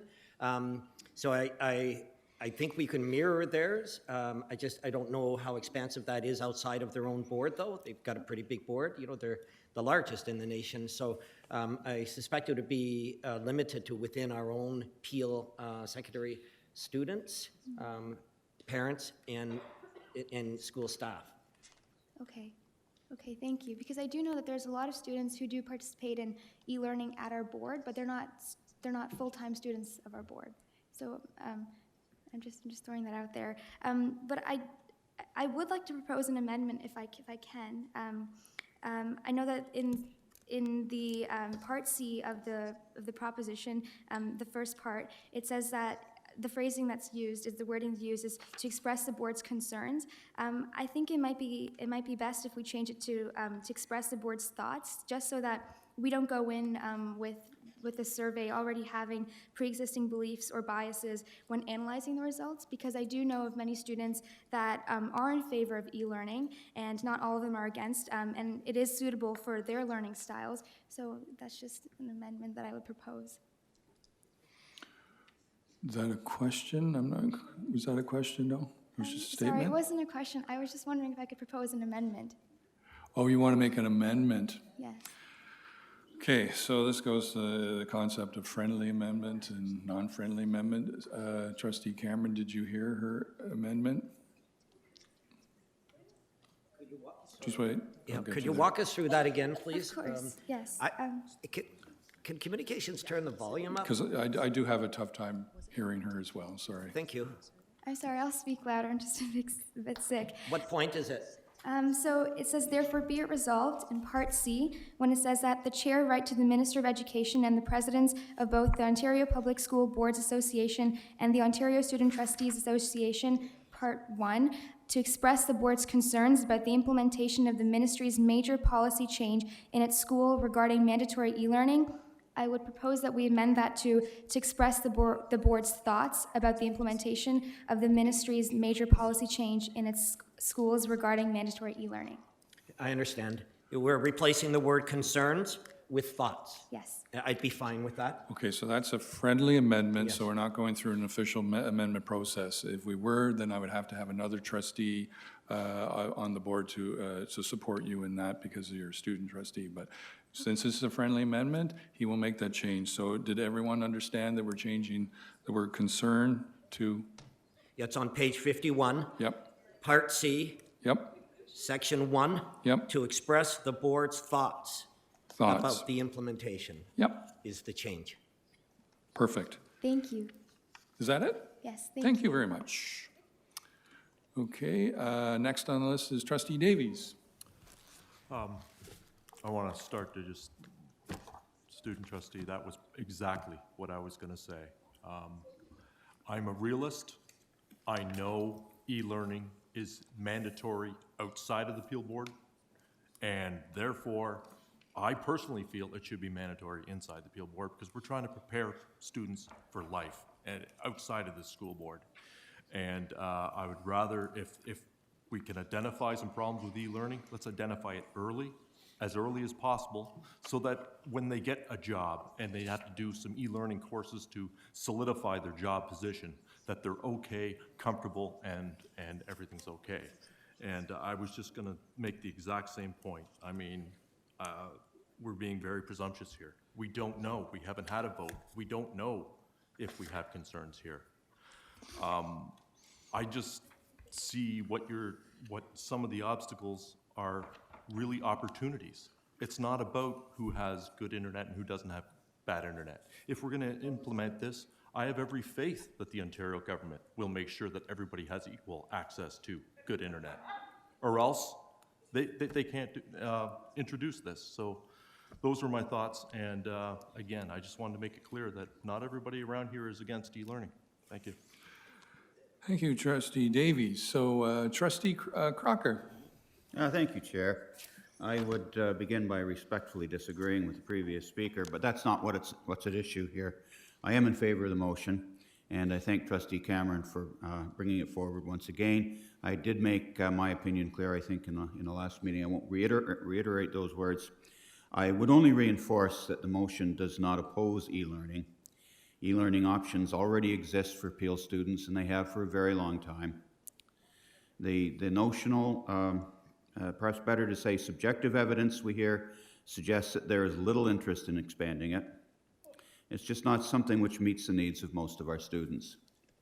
This motion seeks to gather data in a more objective fashion in the hope of giving us what we need to develop better informed opinions about the place of e-learning at the Peel District School Board. Thank you, Chair.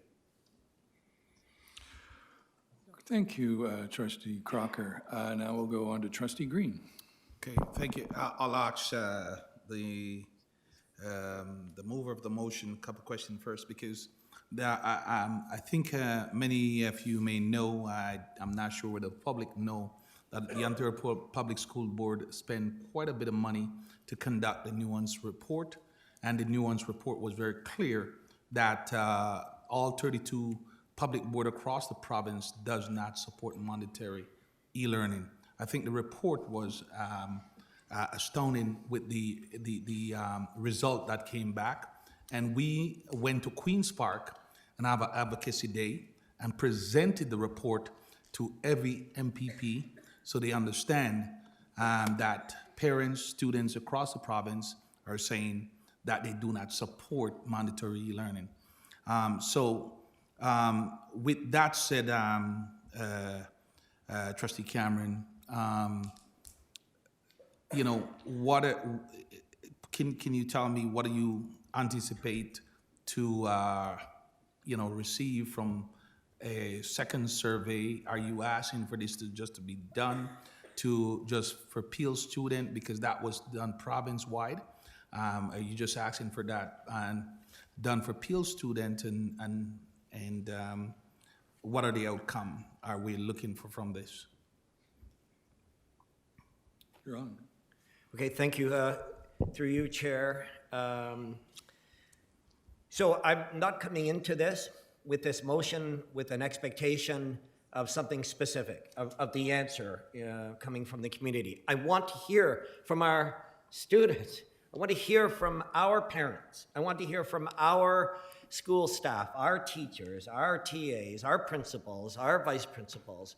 And I haven't seen 1 ounce of data. You may have seen it, and some, perhaps members of OPSPA have seen it, but I haven't seen a report that's specific to Peel.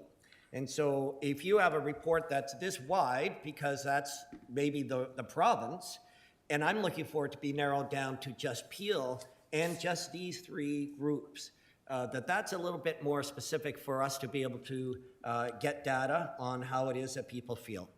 I'm not sure what you know about Peel, but if you do, you're ahead of me, I would say, and perhaps ahead of most people around the table with respect to our families and our students and our school staff responses. Okay. Thank you. You have another question? Yes. So just in case, that was sent out to all trustees right across the province, and I can ask them to resend that. The second piece, because I have no problem writing the minister, is just because Toronto, who you said you would borrow this from, they also took into account that nuance report, and because of that, their survey only send out 3 simple questions. And the York region did not do a survey. What they did, ask staff to look at the impact that it would have on the community, and that's still in the process. They're still doing that.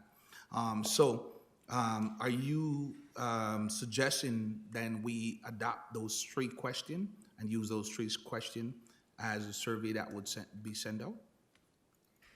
Well, if it's only 3 questions, that's not a lot of staff time. Okay. You know, that's pretty efficient, but I wouldn't be prescriptive to say it should be limited to only 3 questions. I think that's a starting point. If Toronto has done this, can we please look at what they have done, and as a staff, pull together a survey that would garner us the feedback from our residents and our secondary school staff and our students. So if it's 3 questions, so be it. If it's 10, so be it. None of that is going to be too difficult to tabulate, and I don't see this as a big uphill climb for our staff to participate in. Okay, thank you. And the reason why I'm asking these questions, Trustee Cameron, is not that I don't want to support your motion, but as you know, staff is basically engaged in the student census at the moment, and to me, that is critical. Very, very critical that we get those census. So I just want to, Toronto, so my final question, so Toronto are still gathering their information, so they have nothing to prove or to present at the moment, because I did query the trustee at Toronto and even the trustee that sits with me and the executive at the Ontario School Board Association around this. So because they're still gathering information, so are you suggest if this motion passed, we will wait until they finally get all their information in before we start our process? No, that would be totally counterintuitive.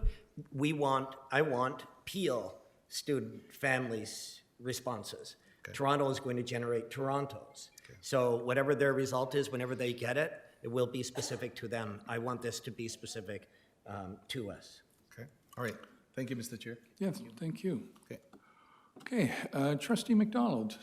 Thank you. Through your chair, just 2 quick questions. If they have any idea of the cost for doing a survey like this? So, Trustee Cameron, do you know the answer to that? Sorry. I don't know the answer to that, but I did check with Ryan Reyes in Communications First, where he said they have an in-house survey that they could use to generate. He didn't tell me what it was, but Communications Director Pereira may know. But we have it at our disposal, so it's not an additional cost, as I understood that. It looks like the cost here is to whatever the staff time and energy will be. Oh, okay. So, Director Pereira, do you want to add some comments to that? Is that? I don't see you on my list here. It's not coming on. Ray? I did. I did that last time.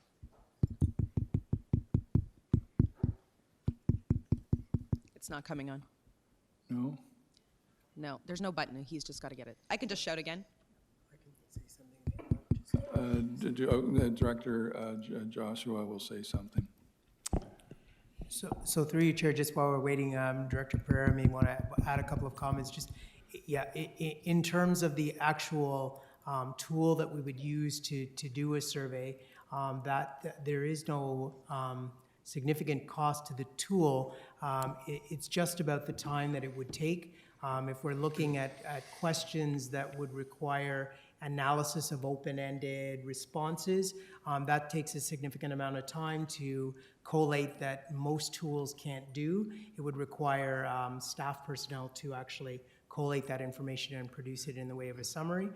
If we're looking at using a tool where the questions are simply responses, SurveyMonkey, things like that, where there's simple questions that are simple answers, there isn't as much time required in collating. So that's the key. And the other, of course, is if there's some time required in formulating questions, that requires staff time to put those questions together. I don't know if Director Pereira would like to add anything to that. Yep, through you, Chair. Director Joshua is correct. There is no added cost. Really, we have a survey tool that we use in our department around budget, as an example, that would, so there would be no costs associated with that. It really is just as staff time. Okay, thank you. And my second question is, would conducting this survey delay the results of the elementary school survey? Is that going to have any impact on us getting results for the student? I'll ask Director Joshua to answer So that through you, one. Chair, just for clarification, you're referring to the student census, the results from the elementary panel. Yes. So as I mentioned, any of the time required to do an analysis of the responses to the question will impact the research department and the time that they are putting into ensuring that our secondary and elementary results are in place from the student census. And so our timelines are quite tight, as you know. Everyone is working full tilt in the research department, so any of those folks, if they're taken away to do other work, it will delay the timelines for those results. Okay. So through you, Chair, if I could ask the mover of the motion about the urgency of these results, if he's willing to wait until this work gets done for the but especially the results for the elementary. So is this a question for Stan, Yeah. Trustee Cameron? Okay. Stan, did you hear the question? Yep. Okay. Sorry, I keep turning you on, you keep turning yourself off. My answer to that would be different than Director Joshua's, because his answer implies research department has to do all of this. And I would suggest to you that research can continue to finish their work on elementary review, and maybe the communications department could take on, this is a form of communication, that they could do this. But if administration decides to put it all on in one department, it's probably going to die on the floor. I don't think it needs to do that. Okay. Does that answer your question, Trustee McDonald? Yeah, thank Are you done? Okay. I don't mean to enter in the debate, and I don't mean that, but I think what Director Joshua was saying, if you ask questions that are yes, no, the communication department can do that without any research. If you ask questions that require analytical, more commented questions, then he's said that would require more work. That's all. If I understand correctly, yes. So I just want to make sure they understand that. Okay, Trustee DeCroop. Thank you. And so I've got a couple of concerns about this. First of all, thank you so much for all the work that you've put into it. You've clearly thought this through. But what if the negotiations end tomorrow and we're engaged in this ongoing survey to survey how staff feel about something that may not even exist or may have already happened, and we don't really have much much of a control over it. What happens if, do we stop the survey altogether or stop collating the data? What happens then? Is that a question for trustee? Okay. Yes. So I wasn't clear, are you saying that if negotiations ended and e-learning, mandatory e-learning got taken off the table? Well, either way, I mean, I'm assuming the reason why we're having a survey is because we're trying to advocate for something.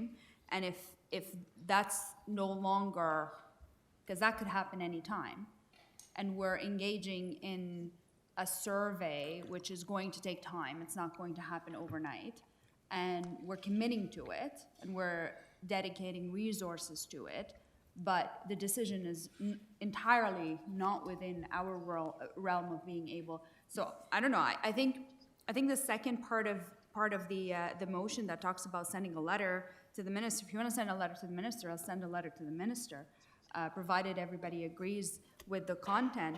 But I don't know about having staff engage in a survey that's going to take some time. Not knowing what's going to happen tomorrow, not having any influence in our positions or as a board on the results of negotiations.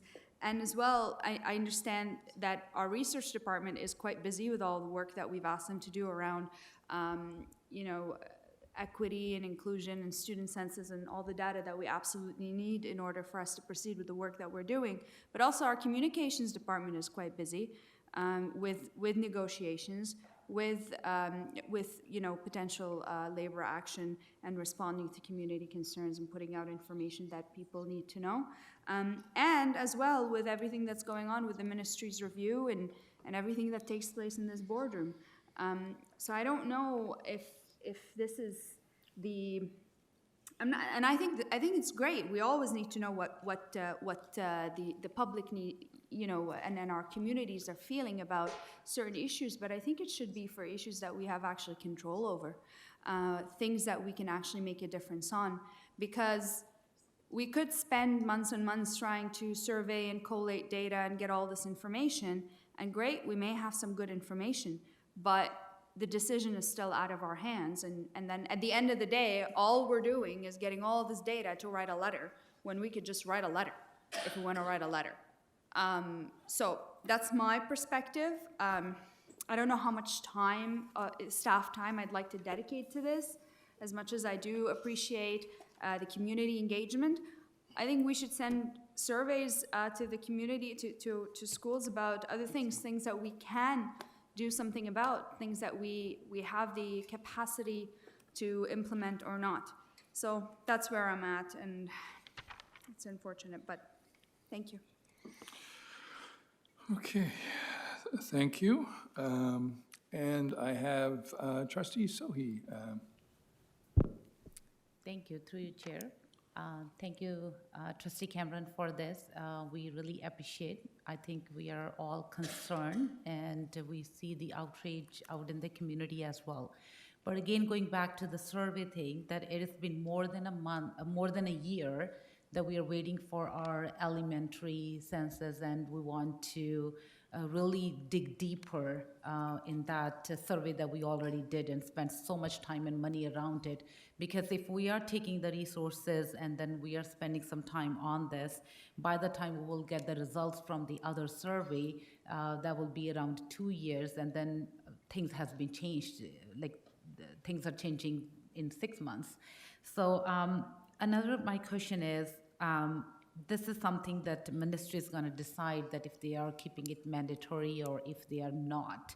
I think it's really important for us as a board to send a letter between us, like the trustees, how we feel about this, and then let our voice count, because a lot of people are asking about is our position on that.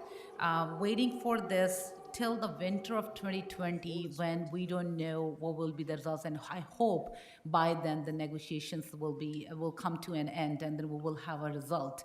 So I'm not sure what we are trying to achieve through the survey, and what we are looking to get, if we are looking into that, we will be sending a letter to the ministry, and people wants to know our position now when they are in this kind of negotiations and all that. So I think my recommendation is if we can take a survey part out, and we can definitely do the survey later to know what our Peel community is saying, if they are actually interested in e-learning or not for our future, because this is something that the ministry decides, and we really want to have our staff working on the other census data that we have, and then we can definitely give our position, what we are thinking as a board on mandatory e-learning. Okay, Thank you. thank you.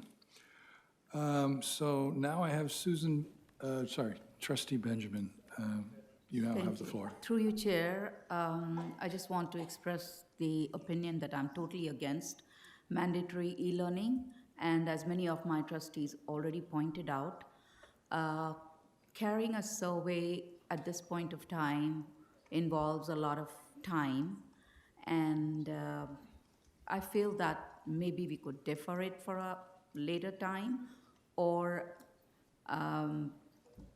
we should right now not be in the position to carry out the survey. So I will not be supporting this motion. Thank you.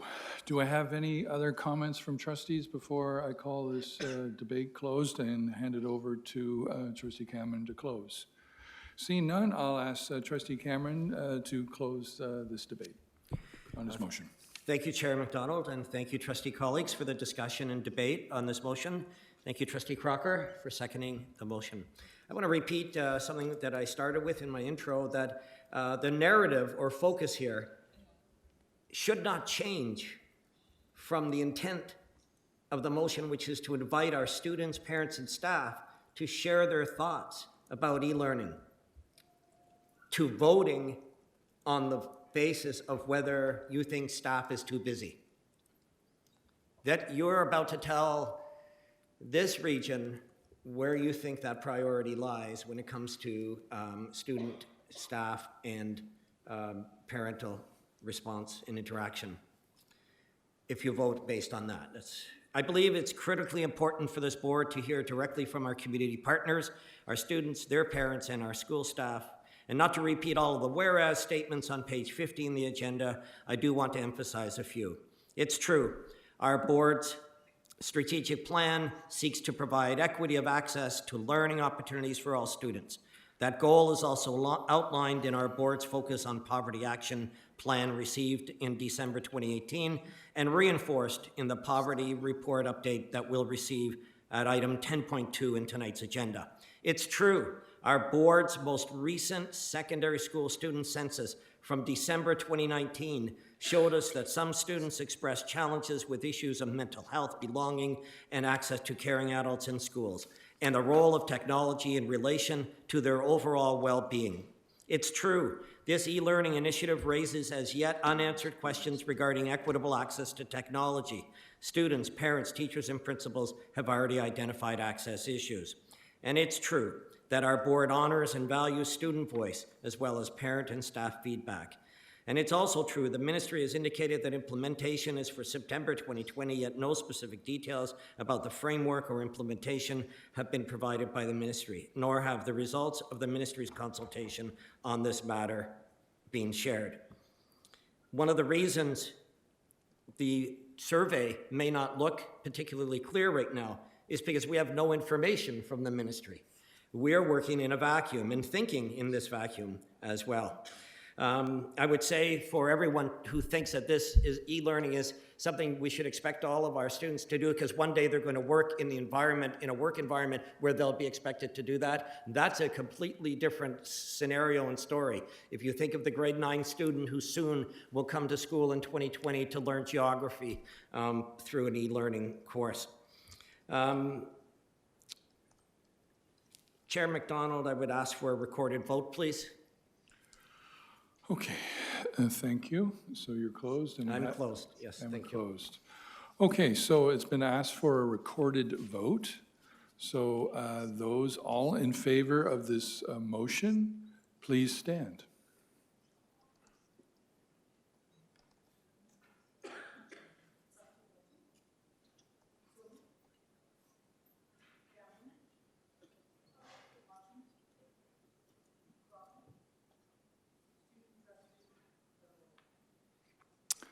Okay, all those against the motion, please stand.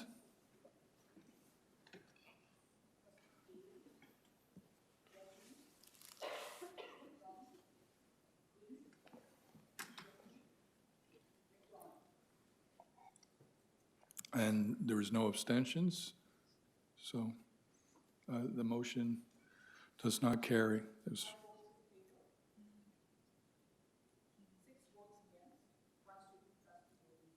So the motion does not carry. Okay, moving on to new business, 9.3, 9.1 and 9.2 are in future agendas. Appointment of 2 trustees to Elementary French Immersion Review Committee. Oops, sorry. So, do I open the floor for nominations? You can self-nominate, or you can have someone nominate for you. It's open to the floor. So, I have Trustee Crocker. Thank you, Chair. I nominate Trustee Lawton. Trustee Lawton, do you accept that? Okay. Okay, Trustee Davies. I was going to nominate the same person, so. So you get 2 nominations, okay. Trustee Cameron. I'd like to nominate Trustee Kay McDonald. Trustee Kay McDonald, do you accept that nomination? Okay. I have no one else on the list. I don't think we have to. Do I have anyone else who wants to nominate? I don't think we have to wait a minute on this case. So we have now the 2 members on our French Immersion Review Committee, Trustee Lawton and Trustee McDonald. Thank you. I was getting ready to vote. I was not. Okay, so 9.4. So we have a Trustee Kay McDonald motion regarding the Christian Heritage Month. So Trustee McDonald, would you like to, first of all, do you have a seconder for your motion? Okay, put your mic on. Who's your seconder? No, Trustee DeCruz. I'll second it. Okay, Trustee Green. okay, that's good. So we have a seconder, so you have the floor to introduce your motion. 5 minutes, please. Okay, thank you. So before I begin, I'd like to ask for a recorded vote also, please. Okay, recorded vote it will be. Thank you. At or around March 25th, 2019, meeting of the board, the following heritage months were recognized: Islamic Heritage Month in October, Hindu Heritage Month in November, Sikh Heritage Month in April, and Jewish Heritage Month in May. The motion, which was put on the floor by Trustee DeCruz, used the Ontario Guide to inform the various months.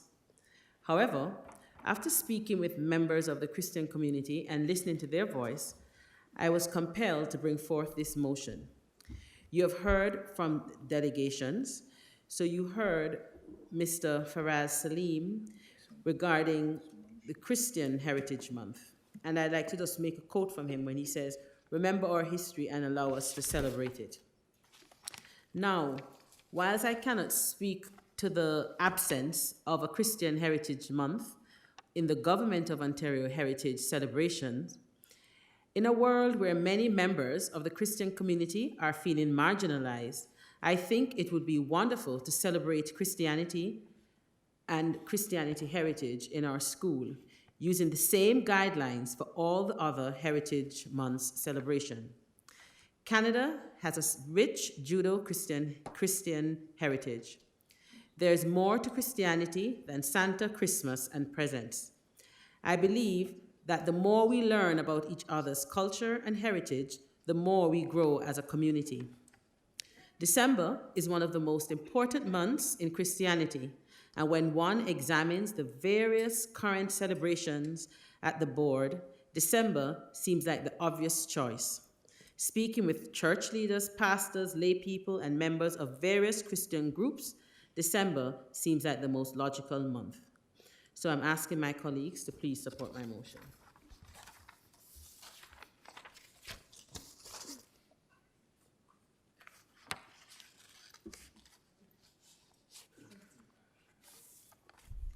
Thank you for that. Now we'll have responses. Trustee DeCroop, the floor is yours. Thank you, Chair. I'm supportive of this motion. I'm actually happy to, did I second this? No. Did I miss that upward? I'm sorry, I was supposed to second it, but I went to the washroom instead. So I'm very supportive of this.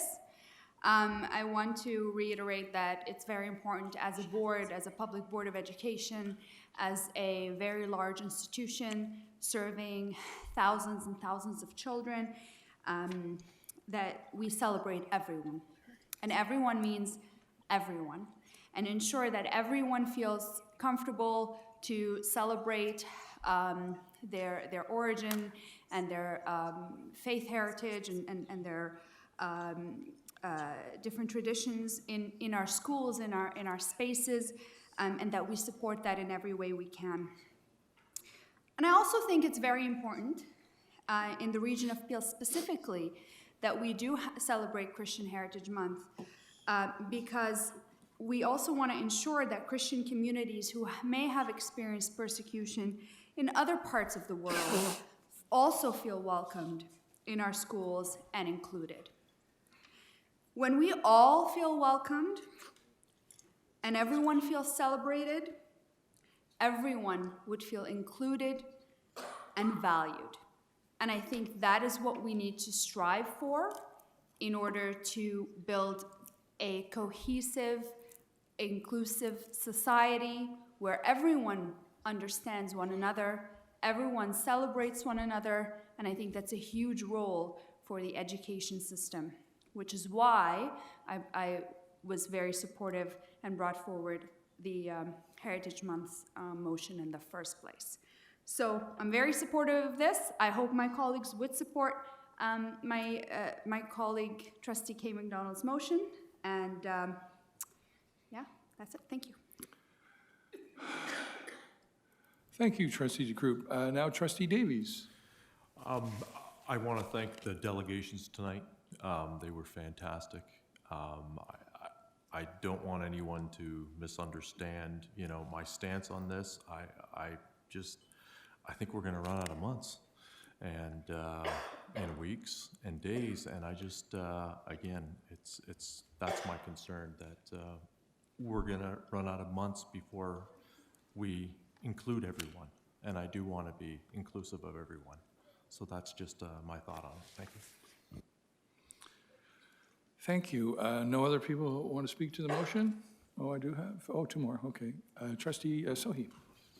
Thank you. Through you, Chair. I'm supportive of this motion. Last year, when Trustee DeCroop put the motion, and I seconded that motion where we talked about celebrating the other Heritage Month, including Islamic Heritage Month, Sikh Heritage Month, Hindu Heritage Month, and Jewish Heritage Month. And we must celebrate the Christian Heritage Month because we want to make sure that every student, every person who belongs to our Peel family, anyone who's connected to PDSB must feel celebrated, must feel included. So I'm in the favor of this motion. Thank you.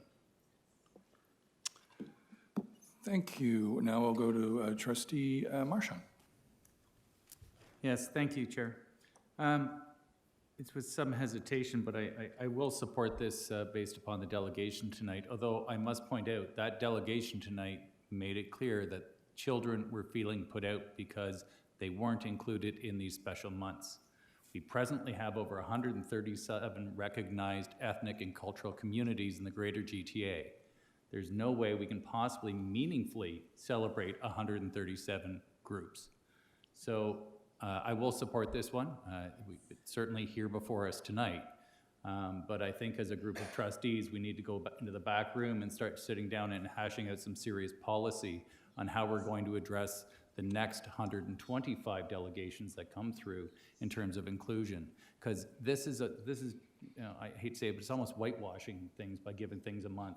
And if we give it a month and say, great, fine, we've recognized it, I don't know that we've honestly connected with the community, celebrated their strengths, and celebrated the challenges they've come through to get here. Christianity as a whole is worldwide. I'm sure there's as many groups in Peel who feel that they've been subjugated by Christian groups as those who celebrate it. And both of their views are valid and need to be heard, as can probably be recommended for many of the other ethnic and religious groups that we have here in Peel. We need to recognize the conflicts as well as the celebrations. So I will support this tonight because I think there's some validity to it, and we've moved forward. So in terms of correcting the omission to the motion last time that I think Mr. Krug has noted, we need to be a little more inclusive here. But I think as a board, we need to do a little bit more work about how we honor these things and how we look at these going forward. Because as we've heard tonight, by honoring one group, we are quite possibly disenfranchising another. And how do we make sure that those people have a voice to come forward without just merely giving them another month? Thank you, sir. Thank you, Trustee Marcia. Now we'll go to Trustee Benjamin. Through you, Chair, I just want to point out that to me, my faith is a matter of personal, very, very personal. I belong to the Orthodox faith. We call ourselves St. Thomas Christians and trace our heritage to 52 AD when St. Thomas came to Kerala in India and established Christianity. So I belong to a group that has a long and ancient heritage. However, my concern at this time is that there are so many other cultures, faiths, groups that, as many of my trustees pointed out, will be coming forward with delegations to be recognized, and how are we going to accommodate them in the 10 months that we have? So we need to revisit this policy so that we include all groups and make this policy more inclusive and equitable. I will, however, support this policy, this motion. Thank you. Thank you. Vice Chair Green. So thank you, Mr. Chair. So if I begin to speak today, I won't stop. Why this is right. It's about time. This is the foundation. All our student, our children, our family needs to be included. And it's on the fear that we have this time where our children can celebrate and can feel a part of. So I'm not gonna begin to speak as though it's Sunday morning, but I'm just gonna say it's the right thing to do. Thank you. And I'm gonna ask my trustee colleague to support this motion. Okay. Thank you. Seeing no other people on the list here to comment on the debate on the motion, I will now turn it over to Trustee McDonald to close the motion. So if you press your button, I'll get you on board. Here you go. Thank you. So I just simply want to say that I'm asking my colleagues to support this motion and to listen to the voice of people that have come forward and expressed concerns. And also, a comment was made with regards to whitewashing the celebrations.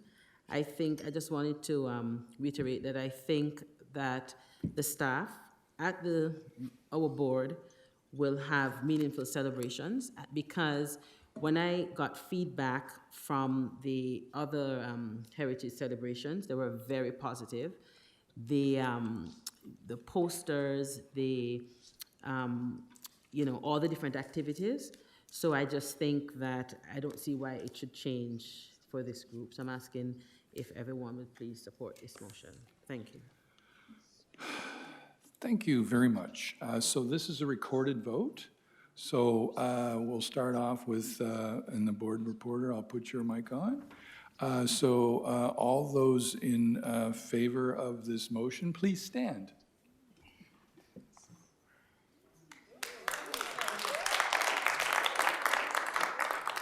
Trustees Lawton, Davies, Benjamin, Sohi, McDonald, Green, Cameron, DeCruz, Marchant, McDonald, student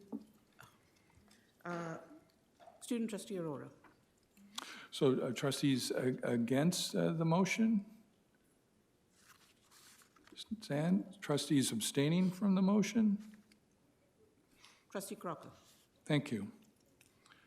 10 trustees in favor, 1 student trustee in favor, and 1 abstaining. Okay, so the motion carries. Thank you. Okay, we're now moving on to 9.5, notice of motion. Trustee Sohi regarding client service training for office managers, assistants and office managers. So I'll turn your mic on, Trustee Sohi. Do you have a seconder of your motion? Yes, John Marston. John Martian, you second it? Okay, please introduce your motion, please. Thank you. Through you, Chair, I hope you all read the motion in the agenda tonight. It is essential to note currently there is no culturally responsive client service training for our office managers and office assistants. In the Peel region, the majority of our student population and their families are from diverse ethnicities. It is noted from our recent census that the majority of students are born in other countries as well. For example, 29% are born in India. Out of all those students who are born in Canada, their parents are immigrants. Majority of the parents are immigrants and are never gone through the education system in Canada. So what this means is the majority of our students and their families need to feel comfortable and reflected when interacting with the main office. Therefore, office assistants and office managers need to be trained every 3 years in culturally responsive client service training and other in-service training related to special needs support to aid them to better assist our students and parents. Our office employees need to show compassion and empathy towards these families when they come into our office. Our office staff are the face of our learning institutions, and at most times, they are the first adults who greet these families.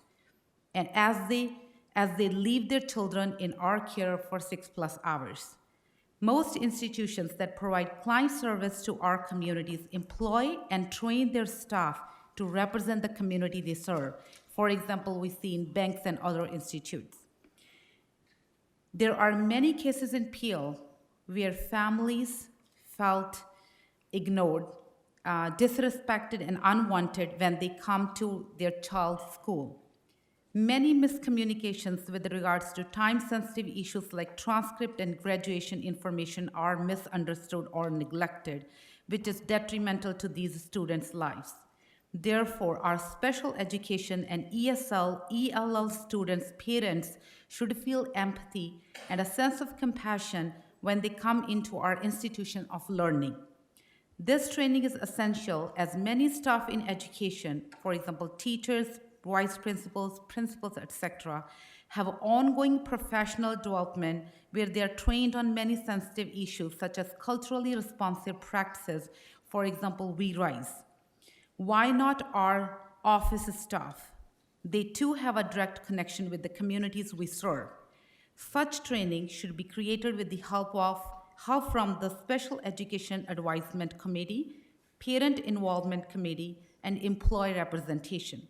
These training sessions should be mandatory for all office staff and needs to be ongoing so we can better serve the community, and this is so important for our students' success. And I request my trustee colleagues to support this motion. Thank you. Thank you. Thank you very much. So I have first on the list, Trustee DeCroo. Thank you, Chair, and I want to thank my colleague, Trustee Sohi, for bringing this forward. I will be supporting this. I think it's very important that we ensure that all of our staff who are interacting with families and members of the public have adequate training. And we've been talking a lot about anti-racism in the system from an educator's point of view, what happens in the classroom, what happens, when we're dealing with conflict, whether it's, with students or with community members or all that kind of stuff. But we haven't really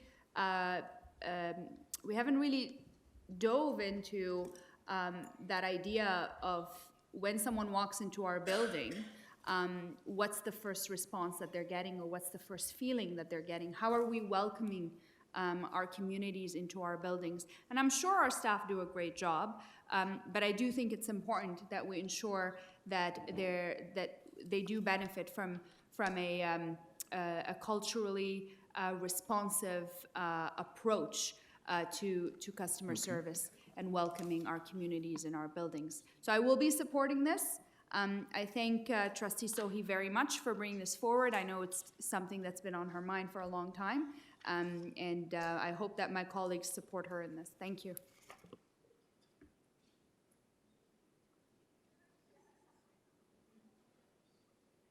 Thank you. Now we'll go on to Trustee Davies.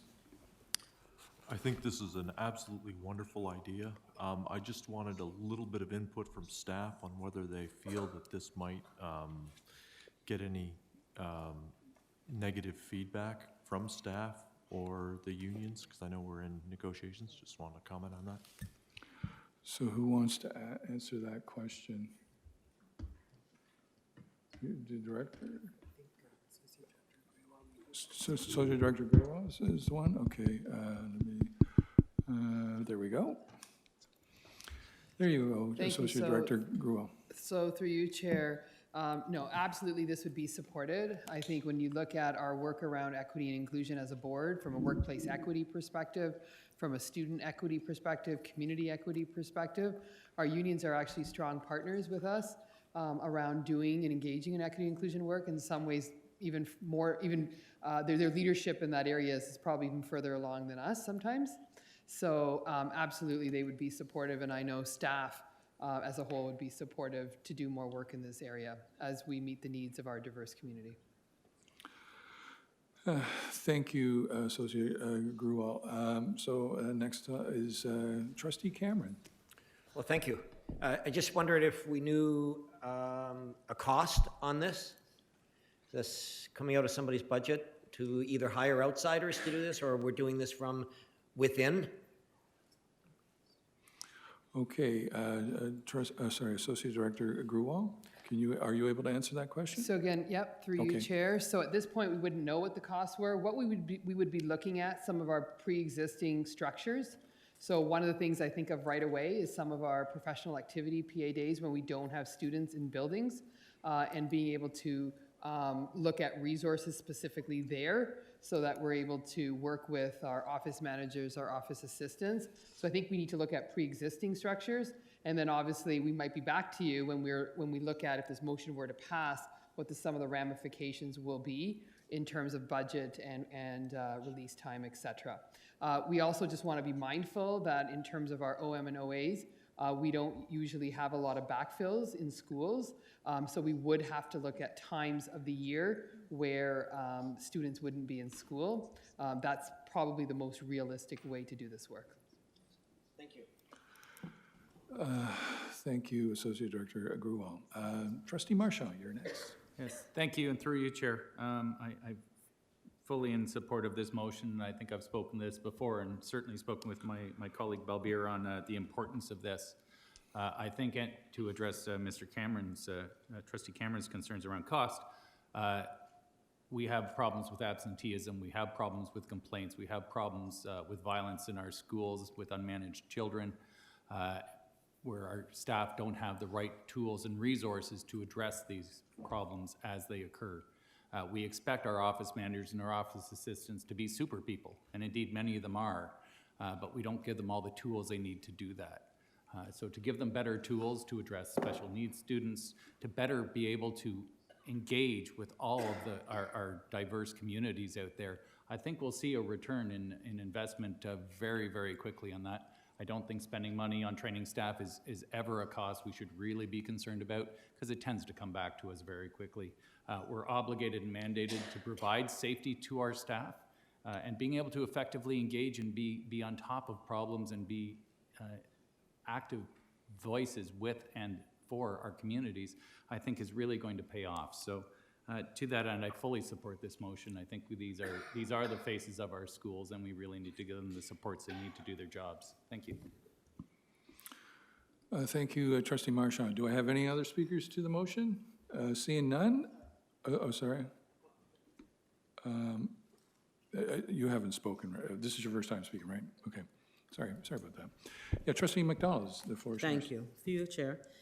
I think when you look at our workforce census survey, it revealed a great disproportionality in the ratio between the Peel District School Board student population and the Ontario, the office assistants and the office managers.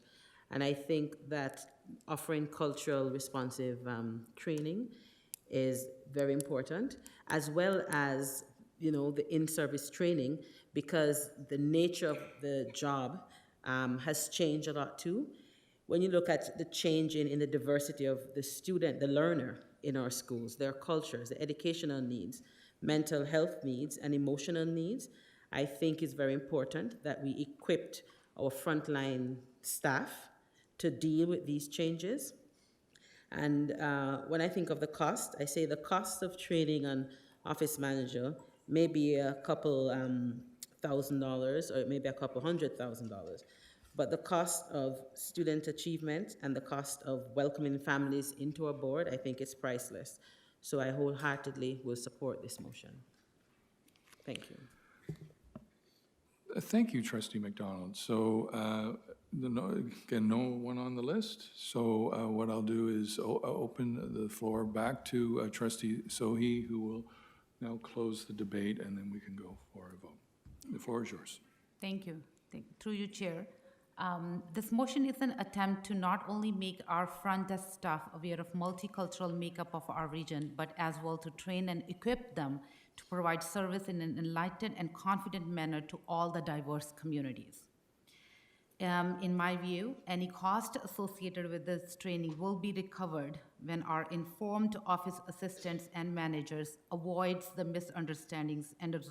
misunderstandings resulting into conflicts and earn the goodwill of community.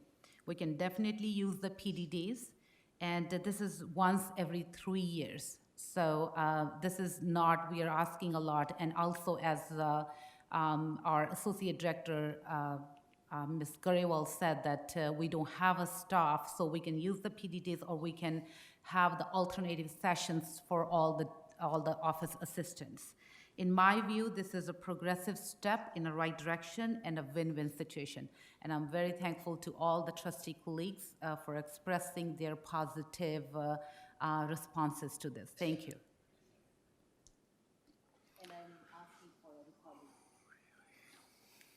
Okay, so we now have a recorded vote. Those all in favor of the motion, please stand.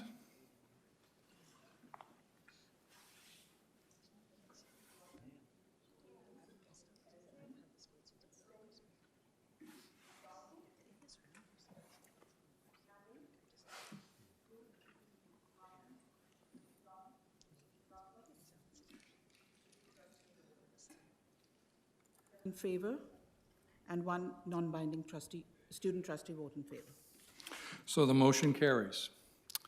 Okay, thank you. So now we'll go on to the French enrollment, French immersion enrollment considerations, and I believe this is going to be introduced by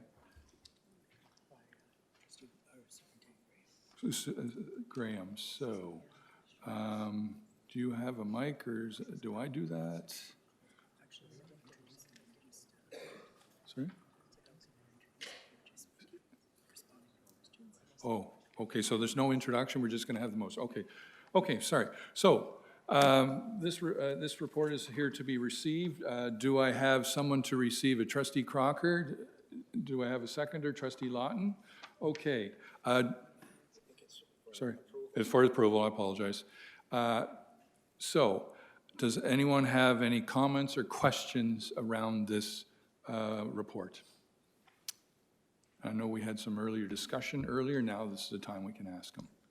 Okay, so first on the list is Trustee Davies.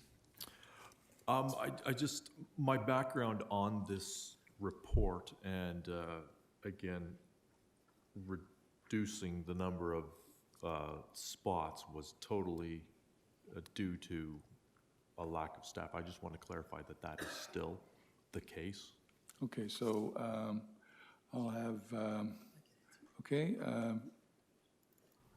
Director Joshua? Yeah, through you, Chair, yes, that's exactly right. This was reality with not having sufficient staff to be able to teach these classes. We have a number of classes that we wouldn't be able to have a qualified French-speaking teacher in front of them.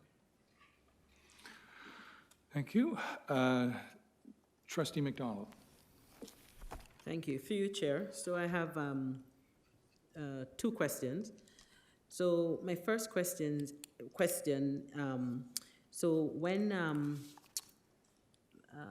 Mary Cruden delegated earlier on, she said in her delegation that parents were not party to the recommendation and they were not involved in the process. So I just wanted to ask, through you, Chair, if any parent groups, any French immersion advocacy groups gave any input into the...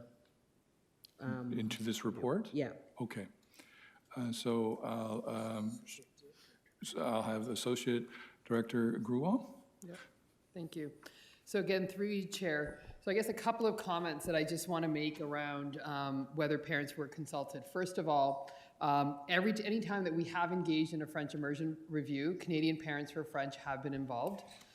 We are looking at engaging in the French immersion review, and tonight trustees decided who the representatives for trustees will be. Moving forward, we will include Canadian Parents for French in a French immersion review. In terms of this particular report and recommendations that we have brought, there was no consultation in terms of Canadian Parents for French because we didn't engage in a full review process. We brought this report forward to go to Trustee Davies's question because we are in an emergency situation right now where we do not have French qualified teachers in front of our students. We are saying we're offering French immersion classrooms and classes. In essence, we are unable to fill them. So this report in front of you is basically something to put a stopgap for next year as we engage in the review. So the current state of affairs is in the report, and why it wasn't about consultation. The Canadian Parents for French were informed through the Curriculum and Instruction Department about the motion, but there was no consultation because from administration perspective, this is a stopgap we must do in order to move forward. So when we're saying to parents that their kids are in French immersion, we can actually say that they have French-speaking teachers in front of them around programming. Okay, thank you. Thank you. Does that answer your yes, question? Yes, okay, sure. And That's you had a second one? So my second question is, in the recommendation, you had suggested how you were planning to close, which classrooms you're going to close. And when I was preparing for this meeting and I was looking at our next item, 10.1, I noticed a huge disparity in the number of gifted programs in the South versus gifted programs in the North. So was there any consideration given in the spirit of equity, and we're looking at where all programs are residing and in our board at the moment, and I look at figures where you have like 35% of the population at the Woodlands, I believe, has a French immersion program. When I look at the numbers, it's almost 5 times the amount of spaces in the South versus the North. And I was looking at the programs in Brampton and Caledon. So was there any thought given to not closing any of the sites in Brampton and Caledon and looking at closing sites in the South when you look at all the, for example, gifted programs that reside? So what I also understand is you're asking really what criteria was used to remove the 30? Yeah, that too. Yeah, but also if they even thought about the equity piece in saying there's a huge deluge of programs in the South. And when you look at what's happening in the North, so instead of cutting off French immersion spots in the North, to look at cutting them in the South. Okay. Trustee, sorry. Oh, we're going to go to, okay. Someone else? Okay. Superintendent Gray, oh, there, Superintendent 4, number 4. Here you go. Through you, Chair. Yeah, the selection criteria that was examined by the Planning Department was the size of the wait lists of the schools this past year, accommodation issues, and that meant in terms of accommodation issues, in terms of English-speaking schools and those students having to go back into the English program, increased equity of access between Brampton, Caledon, and Mississauga, and then some other factors. They did not look specifically comparing it to, as Trustee McDonald's mentioned, gifted programs.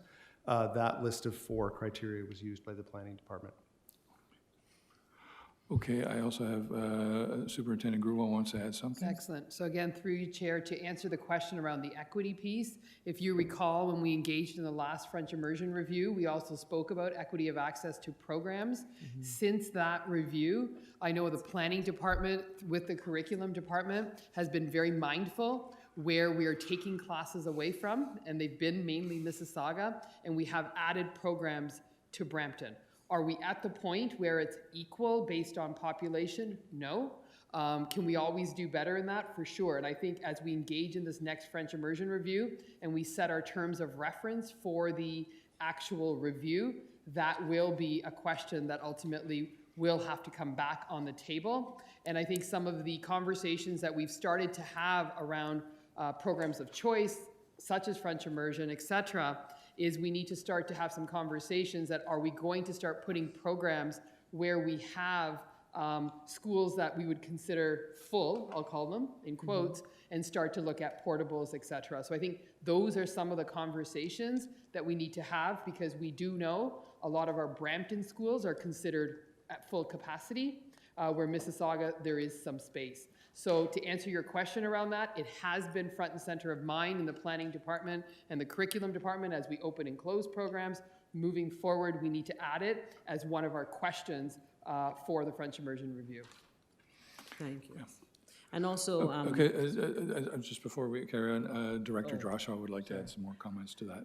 So through you, Chair, thank you for the comments from Superintendent Graham and Associate Director Graywell. I'll just add to that this is also a consideration in our poverty work.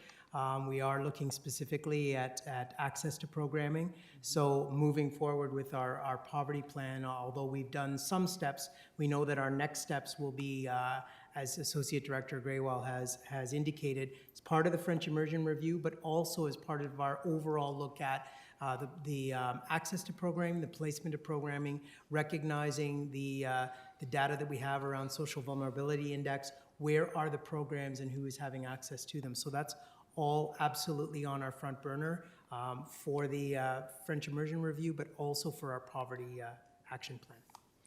Okay, thank you, Director. You have more questions? Yeah. Okay, no, perfect. Because I was just going to say, with regards to Brampton schools being full, we have schools in Brampton that aren't full, that can hold programs in them. Some of them are in my ward, so if you're looking for spaces, you can speak to me for room. But I just think that in all seriousness, going forward, that when we're closing programs, we have to look, I think, in the total picture of the board and start being very deliberate in moving some of these programs, or at least make it more equitable how these programs are distributed when you compare the South with the North. Because I think we have some huge gaps in a lot of where these programs are. Thank you. Thank you, Trustee McDonald. Some good questions there. Trustee Aurora. Thank you, and through your chair, I was just hoping that someone could provide some insight into the recruitment process of our board strategy of recruiting the French immersion teachers. So you want to know the recruiting process of French teachers? Yes. Okay. We're going to go up to Superintendent Robertson up there. So I think I don't have control of his mic. Test? Yep. Thank you. Just checking. Thank you, Chair, and through you.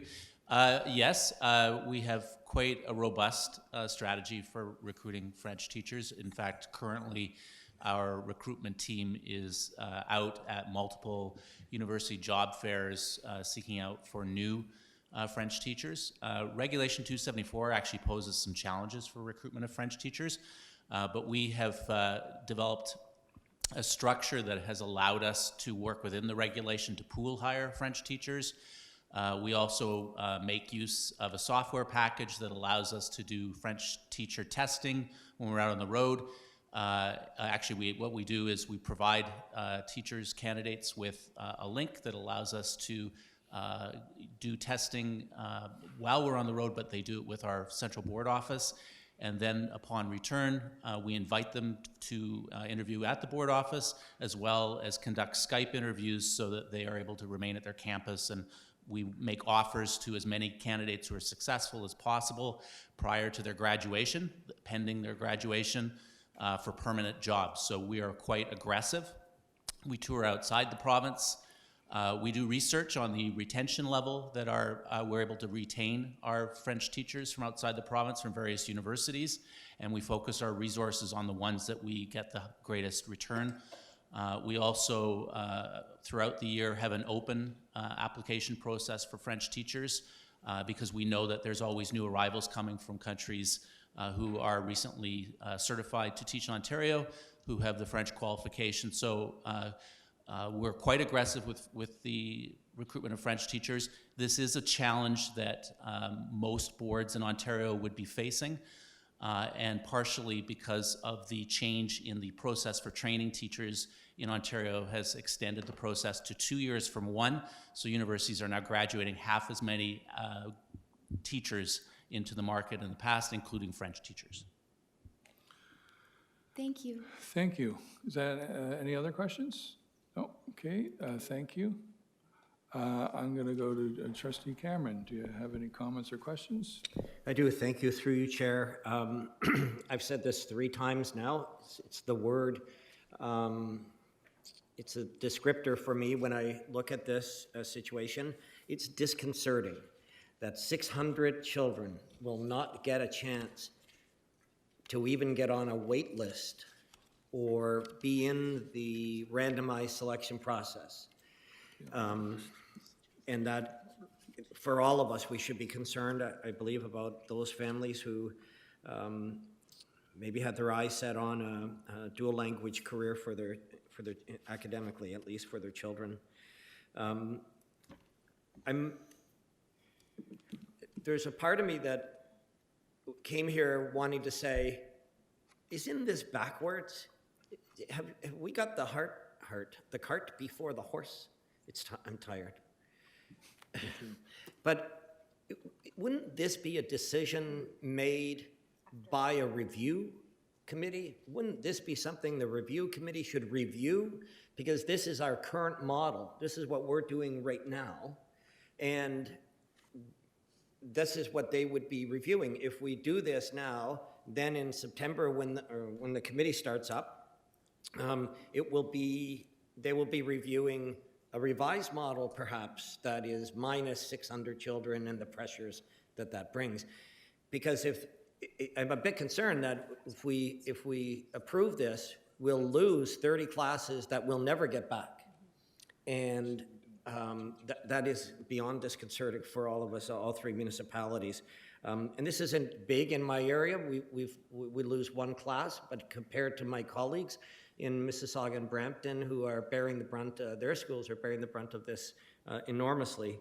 I have some concerns about this.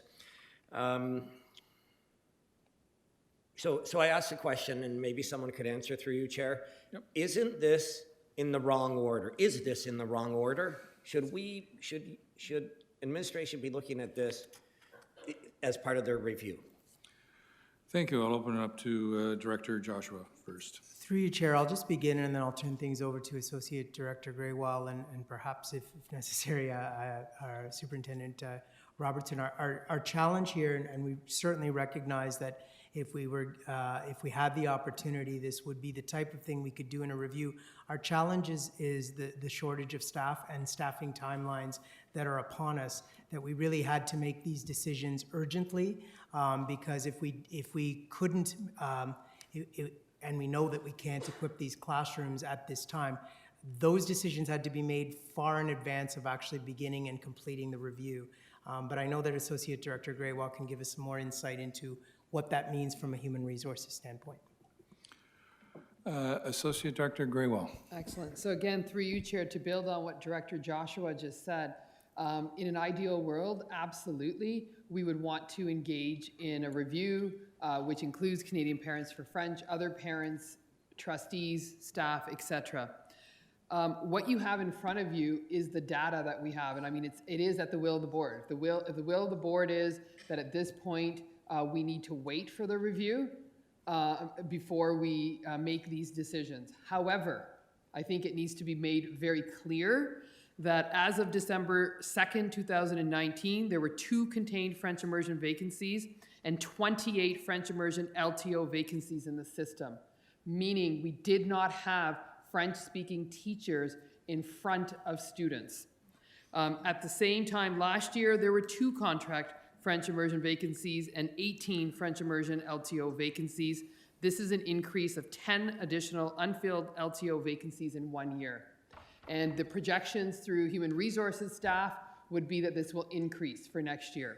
So if the will of the board is that we do not put this stopgap kind of piece in for next year, we would continue with status quo in terms of the 25% of our grade 1 French immersion classes, understanding that we will have classes without French-speaking teachers.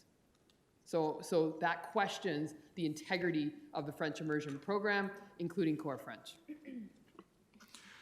Yeah, thank you. You raised some, good points about the integrity of the French immersion program. Anyway, sorry. Supplemental to that? Yes, please do. So we're down 2 contract French immersion teachers and 28 LTOs. And we're removing 30 classes. It just strikes me that that's a lot. Why aren't we removing 15? Why aren't we 10? There's 2 full-time teachers that we're missing here. And I appreciate the LTOs filled in for where we need on the longer-term basis, but... I think I'm going to go up there. We'll start with Superintendent Robertson. Are you on? Oh, sorry. Test. So thank you, Chair, through you. So I know the question, I believe, is long-term occasional question. Sounds like it's an occasional problem, but it's not an occasional problem. The leaves persist into the future. The number of staff members we have on leave from 1 year to another is consistent. So these are jobs that we can't get French teachers in, and actually we've moved to the place of making these permanent jobs just to sweeten the pot, and they're still vacant. So we're not in a situation that it's a temporary problem. It's an ongoing problem at this time. We'd be definitely open to other solutions.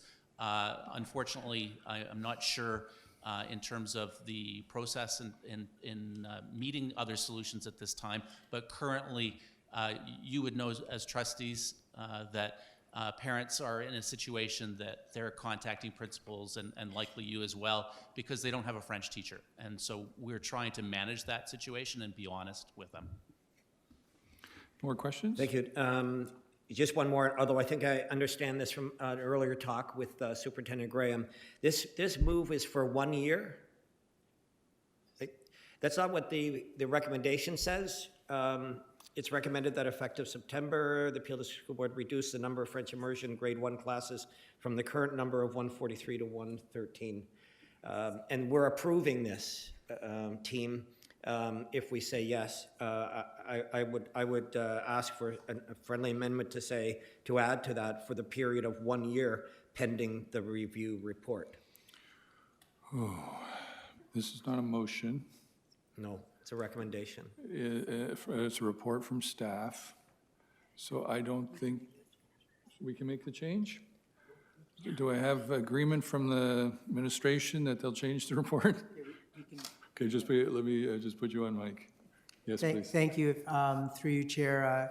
I believe that speaks to the spirit of what we're trying to do and recognizing the importance of the review, which could bring about some potential solutions. So I think as a staff, we're comfortable with that amendment to the recommendation. Okay, so what is the wording of that recommendation? Do you have that? No, we don't. So we need to know what you've just agreed to. What did you? Okay. What I said was, could we please add after the number 113? Yep.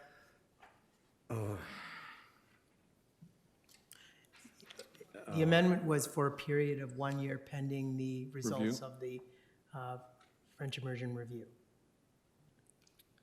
Yeah, I'm sorry, I'm thinking on the spot here that I'm probably not going to support this the way it is or with my suggestion. So I'll, unless somebody else wants to put that in, I'll just step out of the discussion. Okay. Thank you, Chair. Sorry. Okay, thank you. Okay, so we're not amending the recommendation. Trustee DeGroot. Thank you, Chair. I also share some of the concerns that have been brought up by my colleagues.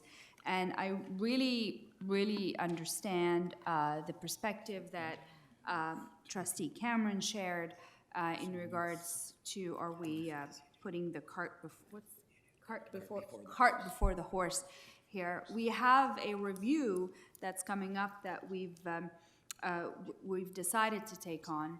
I am concerned that if we do take away those classes, it's very hard to get something back, especially when it comes to, and this may end up being the result of the review or part of the recommendations, but I really feel that before we remove programs or remove classes or decrease the sizes of our programs, we really owe it to our communities to ensure that we do not leave any avenues unexplored.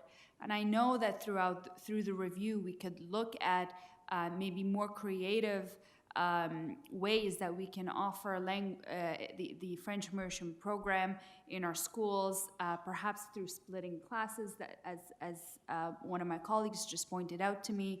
And if we are going to undergo this review, why not wait until we have really looked at all of the different options and if they are feasible before we make these changes? Now, I know that we have a problem. We all know that we have a problem. And I think our parents who are here advocating for French education also know that we have a problem. I think everyone wants to ensure that we have a quality French education, education in the region. We're not looking to decrease the quality of our program. We're not looking to not have qualified teachers in front of our students. But before we move forward towards, and if we weren't undergoing the review, that's a different story. Then, you know what, that would have been the end of it. But the reality is we are trying to come up with different solutions and try to figure out how we could do things and maybe do things better. And maybe this may not necessarily be necessary, or maybe we still have to have reductions, but maybe not 30, maybe 15, maybe 12. I don't know the answer to that. So I'd like to wait for that. I'd like to for us to try to save as much of these classes as we possibly can, and see where it goes from there. I won't be supporting this, unfortunately. I'm going to ask for a recorded vote because I always do, and we'll see where things go. Thank you. Thank you. Next is Trustee Lott. Thank you, Chair McDonald. Through you, our staff has done lots of research, and I think that all of my colleagues will have heard from parents and staff, principals and vice principals, about classes that don't have French teachers. It's an extraordinarily difficult situation, I think, particularly for our principals, our superintendents to be in, because I have classes that I share with Trustee Benjamin, who I think at this point has had one class who's had 5 teachers. I know that staff has done their work, and I think that I don't want to take away classes either, and none of us do. Of course, we would like to grow the program, and I hope that we can grow the program. But I think you also need to think about the fact that if we support the staff recommendation, that the people involved in the review will be careful and thorough in the review. And if we're able to give those 30 classes back, of course we would. Thank you. Thank you, Trustee Lawton. Trustee Crocker.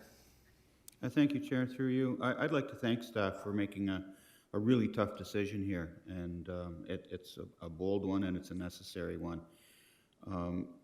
I don't think, in response to Trustee Cameron's concern, that the wording precludes revisiting this. Planning comes to us every year with adjustments to numbers like this. They're not usually this big, but certainly they can do that. What I really don't like, and I know they don't like this at the school administration level, is accepting kids into a program, in effect offering them, promising them a service which we then can't fulfill. And this recommendation, as difficult as it is rectifying that.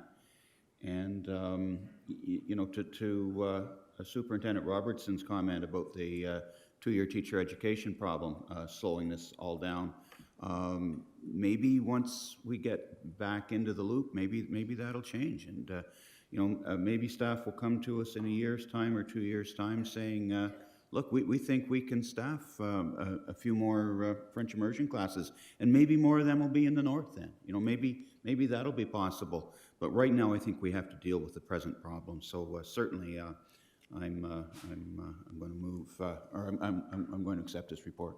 It is here just for receipt. So. Or it's just here for approval of a staff report. So thank you. So I just want to make sure I understand, so I'm going to ask staff this.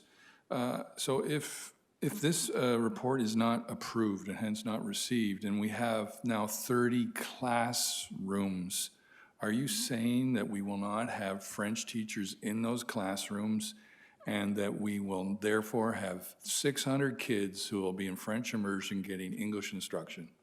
Is that what you're saying? Okay, I'm hearing nodding heads. Okay, Peter Joshua. Well, to put it simply, that's absolutely correct. Okay, thank you. Trustee Martian. Yes, thank you, and through you, Chair. And again, thank you. Sorry? Sorry, did you? No, I was just... Thank you. Through you, Chair. I think we had a chance to ask these questions, and again, thank you to the delegation tonight. We did ask all those questions as well of staff when they came to us with this report before it came through today. Again, to echo Trustee Crocker, these weren't easy decisions to agree to bring this report forward. And I hope that with the review, we'll be able to find some solutions to this. I understand from our staff that we're not alone in Peel in facing this drastic shortage of French teachers. Talking to some of the teachers from the French boards, they're facing that problem in their French boards as well. So I think we need to look provincially for this, and hopefully with the review, we'll be able to get some greater incentive on this. I was intrigued by in the delegation night around the federal money for that. I don't know that we heard back from staff a report on that one, so I would appreciate if we could get a report back from that on the staff, if we don't have an answer to that money tonight, if we could bring that back to the next meeting as well. Thank you. Did you capture that? Okay. Okay. Trustee Sohi. Thank you, through you, Chair. Really want to appreciate the delegation today.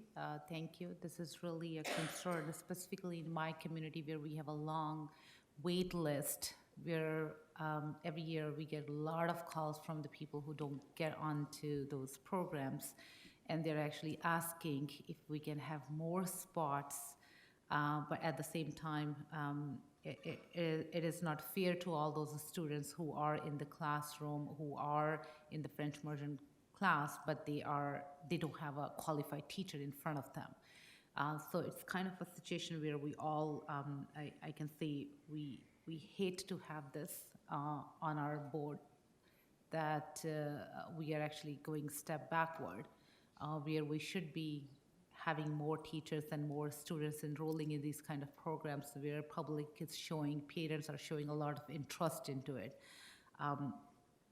So my question is like with the committee that we are forming, can we, if they find some recommendations, can we go back to this?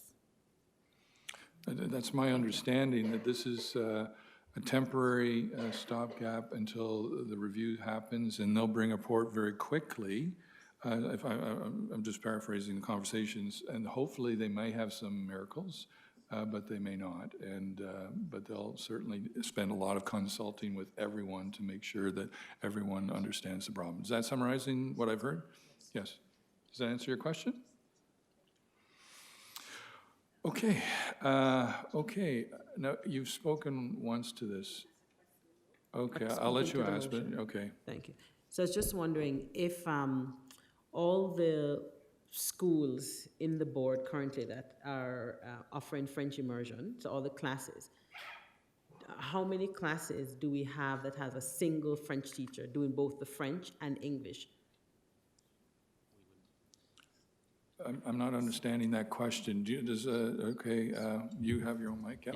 Yeah, thank you, Chair. Oh, I'm back on. Sorry, thank you, Chair. We wouldn't be able to answer that at this point. It's a programming choice in a school, and what the question is French immersion is delivered, half the program is in French and half is in English. So schools organize in terms of their staffing, either by having one teacher teach the full class, half English and half French, or they would have French teachers who are teaching French for part of the day for one group and then French for another part of the group. What we've encouraged staffs to do is to try to load up as many French teachers as they can at the beginning of the year, because we know we can't hire occasional French teachers. And then if they need to reorganize throughout the year, then they do. And we're quite aggressive with that as well, being flexible with the French teachers that we do have. But it wouldn't be possible for me to provide that proportion tonight. Okay, thank you. Okay. I see Associate Director Graywall. Excellent. So through you, Chair, I just wanted to highlight that last point that Superintendent Robertson made. One of the strategies we have employed as these positions come up and we can't fill them is that we contact the school and to say, when you have a situation where, for example, I might be a teacher who's doing my French and English, but I have French qualifications, we are actively asking schools to reorganize internally throughout the year if they have the French qualified people in the school. So that is an active strategy that we do, which we work through obviously our unions as well as our principals and vice principals to do that. So that is an active strategy that we use to reorganize even during the year if we feel that there are qualified French people who are not fully teaching French. Okay. Thank you. That's completely answer your question. Was the amendment adding for 1 year? Trustee Cameron's suggestion? He took it off the table. Oh, you took it off the table. But it's kind of, I understand, it's assumption by the staff that this is only a one-time thing and the review comes in next year, so that there will be all, hopefully, a solution, hopefully. Yep. So can I request that we put it back on the table? Like, if you wish, as Director Joshua was saying to that, I think. Yep, I'll just get the page. We'll get the Sorry. page. Flipped away from it for a second. Since it's understood, if you could just write it in, it's friendly. So if I understood the wording correctly from Trustee Cameron's original comment, it is recommended that effective September 2020, the Peel District School Board reduce the number of French immersion grade 1 classes for the current number of 143 to 113 for a period of 1 year, pending the results of the French immersion review. Mm-hmm. Yeah. Okay, Okay. that's good. Thank you. We'll apologize, board reporter. I can get you a mic on here. There you go. Yes? Need a seconder Oh, for the yes. amendment? But do I, because it's a staff report. Okay, it's now owned by the board. Who do I have as a seconder to your amendment? Trustee McDonald, I have Trustee Marchand. We have the seconder. Thank you. learning about these things. So I think now we're ready to vote. It's going to be a recorded vote. I've heard that request. So all those in approval of, sorry. Okay, we want to have the motion read. Okay, I'm just be a sec. There you go.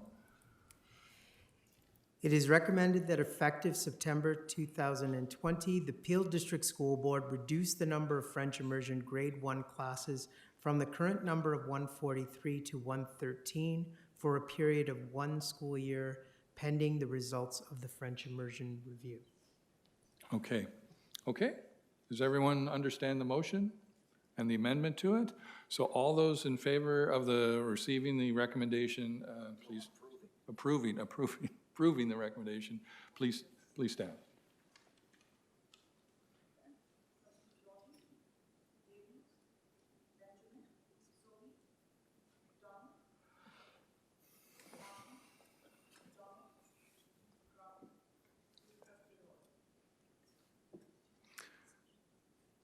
Okay, those all against receiving the recommendation? Approving it, I apologize.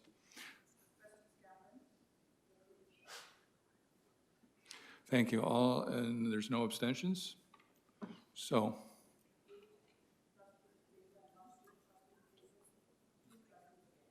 Okay, so the recommendation is approved. Got it right finally. Okay, we're going now on to the boundary change of 9.7 recommendation that was walked on as a change to our agenda at the beginning of the meeting. Do I have someone to put this on the floor? Trustee Marchand, seconded by Trustee Benjamin. Do I have any comments, questions? All those in favor? Sorry, what? Okay, sorry. Okay, I have two already going. Okay. Trustee Cameron. Thank you. I'm afraid to get involved in any motions. Haven't done well tonight. I just would like to say that there are some challenges. First of all, it's an amazing report. Research has done a lot of work on this. But whenever you take programs at 4 different schools and you put them into 2 different schools, people are going to feel that in the community. So one of the enhanced learning program in my community is moving from Bolton to Heart Lake Secondary School to hopefully enhance the numbers of the school under one roof, of the program under one roof. I have shared my doubt that will happen, that students from that far in the northeast of the region will not actually be going. There are some provisions to try to help those students who want to stay. But I would just add for administration to please consider this in the future for all recommendations like this. But if you divide, as it appears has been done on page 99 of the report, on page 99, which is the recommendation, a page of recommendations with respect to programming and practices, but 99 says they're going to merge the 4 enhanced learning program sites into 2. A, the Mississauga Field Office Schools, and B, the North Field Office Schools. I think if the board always divides the line between the field offices, there will be one municipality who will always lose, who will always be affected in a most difficult way, and that is the Caledon schools and students. It does say in Part C, any student who wishes to remain in a school after the enhanced learning program has been relocated to a different site will be allowed to remain at the current school and will receive an IEP regardless of grade level. And while that is helpful, what we know about this is that there is no busing, right? So that makes it harder for students who are coming there now to the enhanced learning program, and now they're outside the boundary. So for example, at that school, they had students from Orangeville in a larger geographical catchment area. that they will lose those students, I suspect. In some cases, I've already heard from people who will be returning to the Dufferin Peel Catholic system as a result of this change. So I'm saddened by it, but I understand it. The numbers didn't lie, and they didn't work to leave it as it was. But thank you, staff, for the report. My words, Chair. Thank you. I'm just having an issue with, I think, the previous motion. I just wanted to clarify this. I didn't have a seconder? No. Trustee Cameron was on the next report, report 10.1. We were on 9.7. Yeah, we're on 9.7, yes. Yes. Trustee Cameron was talking to 10.1. You were talking to the gifted? When No. I voted, No, I thought we were talking on. I was on 9.6. He was on 9.7. We're talking boundary The change. boundary change? We were talking about, sorry, He spoke of page 90. yes, Sorry. okay, okay. You were talking about gifted? Did I miss that introduction? Okay. Sorry, okay. But it is your community, so I I know. just let you go. Okay, And thanks. and Well, speaking to 9.7, the boundary change between Aloha and Caledon, I don't know if administration needs to say anything, but I would just say thank you to, this is a good report for my community. This was actually requested by the community, and then Superintendent Logue did wonderful work of pulling it all together with Controller Wright and his staff, who organized a community meeting to really hear what it was that the community was interested in. The map, I think, will tell you a lot. If you'd have to know where Bellefontaine Public School is, but it's in the furthest northern portion of this map. And the request is just to change so those students from grade 7 and 8 can go from Aloha to Caledon Central, which is a huge request from many, an overwhelming number in the community. Parents have asked, could you please? And there is room at Caledon Central. Aloha is really quite full and getting fuller. It all made sense from a planning standpoint and responding to the community needs. So I'd just like to say thank you, and please, can we just accept this now?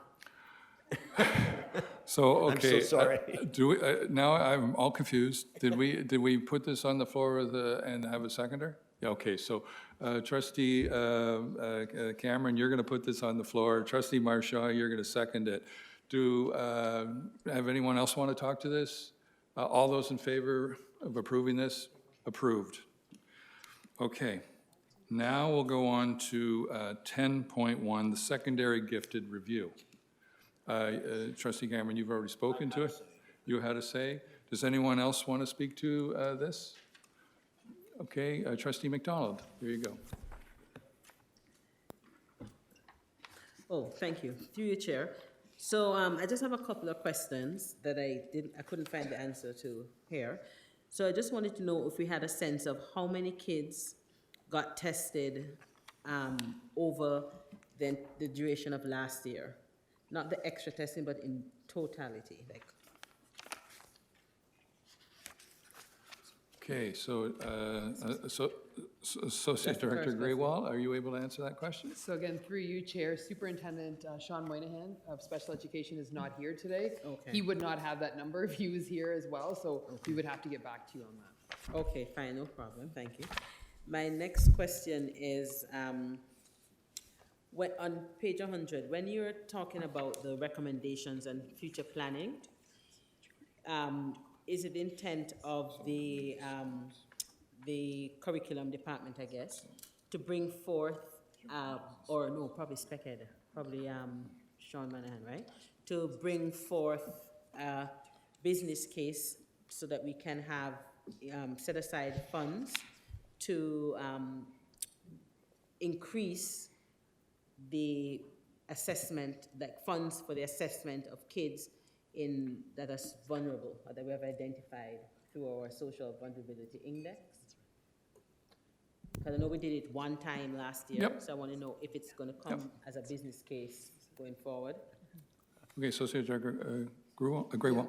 Excellent. So again, through you, Chair, absolutely, well, we will raise that again. Even this year, as we completed the assessments, who got the assessments was dependent upon the Social Vulnerability Index. So we looked at the SVI data to make those determinations. So that would be our hope moving forward as well.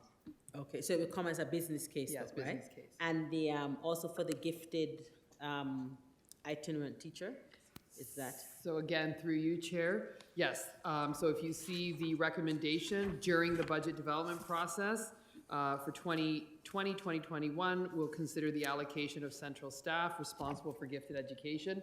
That position currently does not exist. However, it came forward as a recommendation through the gifted review, and we will bring that forward. Okay, thank you. And on page 94, you have reason accepted into regional programs. So I was just wondering, a bullet point that perhaps is missing, in my opinion, could be for the ELP sites in Brampton for secondary. They're not very accessible. And so I was just wondering in terms of opening up, because currently we have just one site at Heart Lake, right, in Brampton. And then also you have some kids that go to the Humberview in Brampton, because Humberview serves both, yeah, some and Caledon, right? So I just wondering in terms of making like accessibility a factor in getting the gifted kids into the high school programs. So again, through you, Chair, as you know, one of the recommendations is to move from 4 ELP sites to 2. So Mississauga Field Office Schools at the Woodlands, North Field Office Schools at Heart Lake. And the reason we've moved to that is, again, I'm going to speak about integrity of programming. It's the numbers right now are not there to have 4 sites. Because what happens when kids move into grade 11 and 12, they choose different pathways. And as a result of that, the Woodlands would have whole classes of all gifted students taking, say, biology or grade 11 English. Where in a school like Lauren Park and a school like the Humberview, we didn't have that. Down the road, if the gifted numbers increase and we believe we need to open another site, we absolutely would look at that through our annual planning process that we review all special education classes in the board. So at this point, the data doesn't warrant more than 2 sites if we're looking at integrity of gifted programming beyond grade 9 and 10. Okay. So then, so we're still working though on getting kids tested? Absolutely, yes. Okay, thank you. I think that was all my questions. Oh, sorry, I have another question too. On page 95, when you have about the guidance counselors, now what is being done in terms of training staff in how their perception, because there are a lot of misconceptions about gifted students. So the messaging that's going to students that are gifted. So what is being done in terms of staff training? So again, through you, Chair, the recommendations in this review is going to mean a lot of professional learning is going to be required in our secondary schools. Currently, the practice has been, if the students do not attend an ELP, so Enhanced Learning Program, at the 4 sites, once they come to any home school for grade 9, they actually don't carry their gifted identification. What the recommendations of this is saying is that any kid, regardless if they go to ELP or home school, will continue with their gifted identification. This is going to be a change of practice for our secondary schools. So every secondary school will now have to program for gifted students, and we're going to do this gradually, working from grade 9 and up. So the professional learning component will be huge. We're going to need to talk about what it means to be a gifted learner. We need to talk about IEP development for those students. We need to talk about what types of accommodations, modifications, extensions to their programs that we're going to have to look at. So the reason we will be coming back to the board around a business case for a gifted coordinator, gifted resource teacher, is because we need to do just that. So there will need to be lots of professional learning around those areas. And I think one of the lack of information around the ELP and advanced placement, for example, we now are going to be requiring schools who have AP and who have IB, but if they have gifted students in there, they're programming for them for their giftedness along with IB, AP, IBT, etc. Okay. And my absolute final question is, when you look at the poverty report, and we looked at the kids that were in the lowest economic bracket, right? We noticed they had the higher behavioral issues. And there are a lot of studies out there that would tell you that gifted kids, if it's due to just sheer boredom and not being engaged, could get disruptive, a lot of them, and then get labeled. So when we're choosing which kids we are identifying, are we looking at the kids that we have labeled as troubled or behavioral kids and getting those kids tested? So again, through you, Chair, in a different part of the agenda, there were some questions that Trustee Kay McDonald asked around some of the equity issues, such as who's being identified and who isn't. One of the pieces that the Special Education Department is working on is looking at better identification processes. So currently we have the GRS that we're using, which is very heavy on teacher input. We're currently working with ABC as well as the department to look at more holistic assessments when we're looking at gifted education. So it's going to be more triangulated, and parents are going to have more input into what they're noticing. And so we'll be looking at more of a portfolio approach and taking the emphasis away from a rating scale, the GRS, which could be conceived as having bias and perhaps not understanding learners from different cultural perspectives and different racial, I think, socioeconomic, all those pieces. Okay, thank you.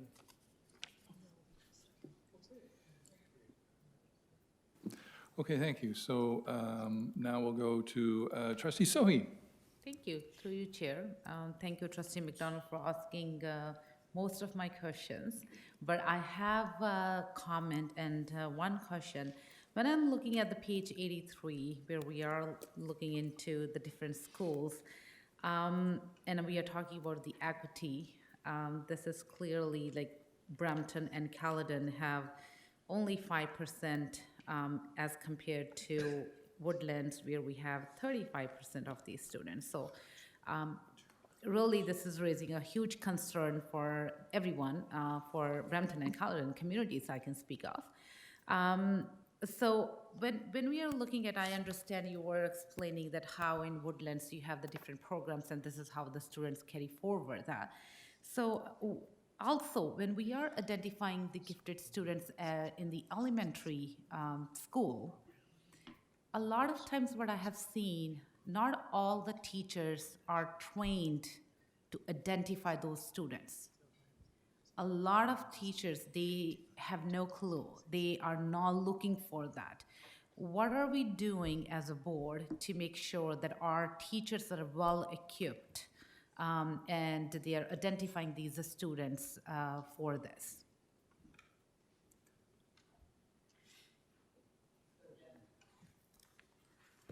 So again, through you, Chair, I think going back to the same question I think that Trustee Kay McDonald asked, that's where we need more professional learning. And it's continuous progress around those pieces.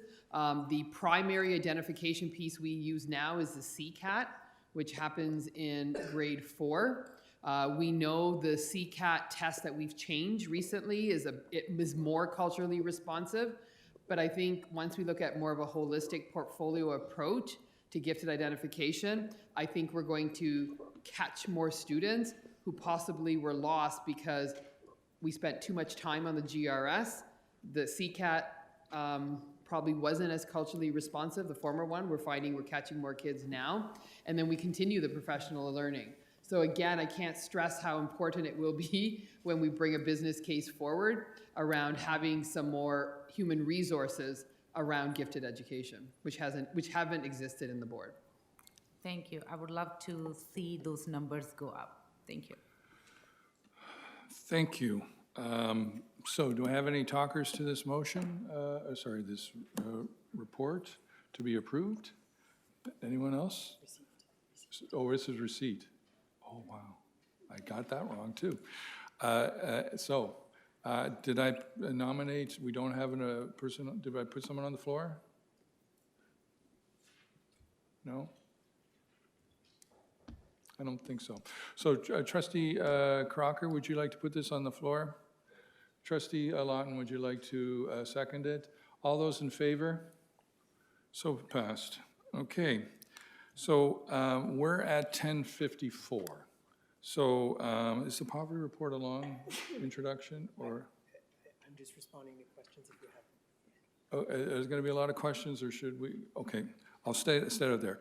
To go past 11, we need a motion of 2/3 by the board to move past 11.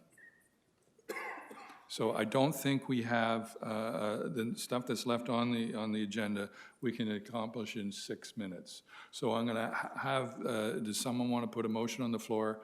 Okay, so I have Trustee DeCroo put the motion on the floor, seconded by Trustee Cameron. Now, I need 2/3 vote.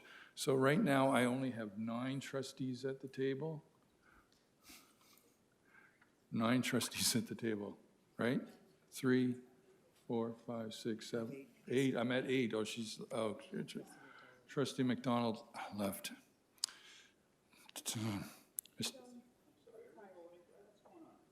Pardon me? We're voting. You have to vote on a motion to extend past 11 o'clock. Otherwise, then we end the board meeting. Pardon me? I didn't hear you ask for yeas and nays. No, I haven't got there yet. I was just at the process counting because I need 2/3 to know the number of people. Trustee McDonald was here and she just disappeared. 8. Okay, so all those in favor of extending past 11? Sorry? Okay, 1, 2, 3, 4. Okay, can everyone put their hands up because I have to. Okay, John,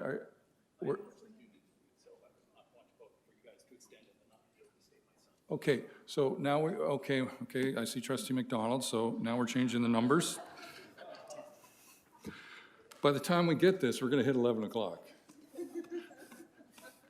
And just to let trustees know, if I don't have 2/3, we end the meeting. Okay? So we're now at the point, we have 11 or 10 trustees at the board table. We're voting to extend the meeting past 11 o'clock. We have a person put on the floor, we have a seconder, so all those in favor of extending this meeting past 11, please put their hands in the air. 1, 2, 3, 4, 5, 6. 6 out of doesn't go. I need 7.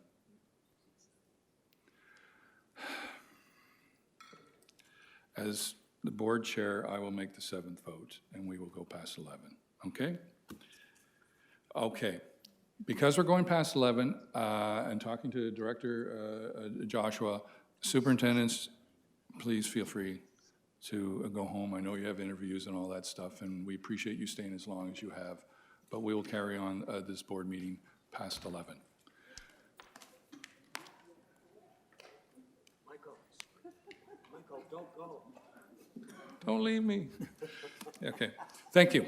No, okay, thank you, trustees. Okay, so now we're going to go on to the poverty report update.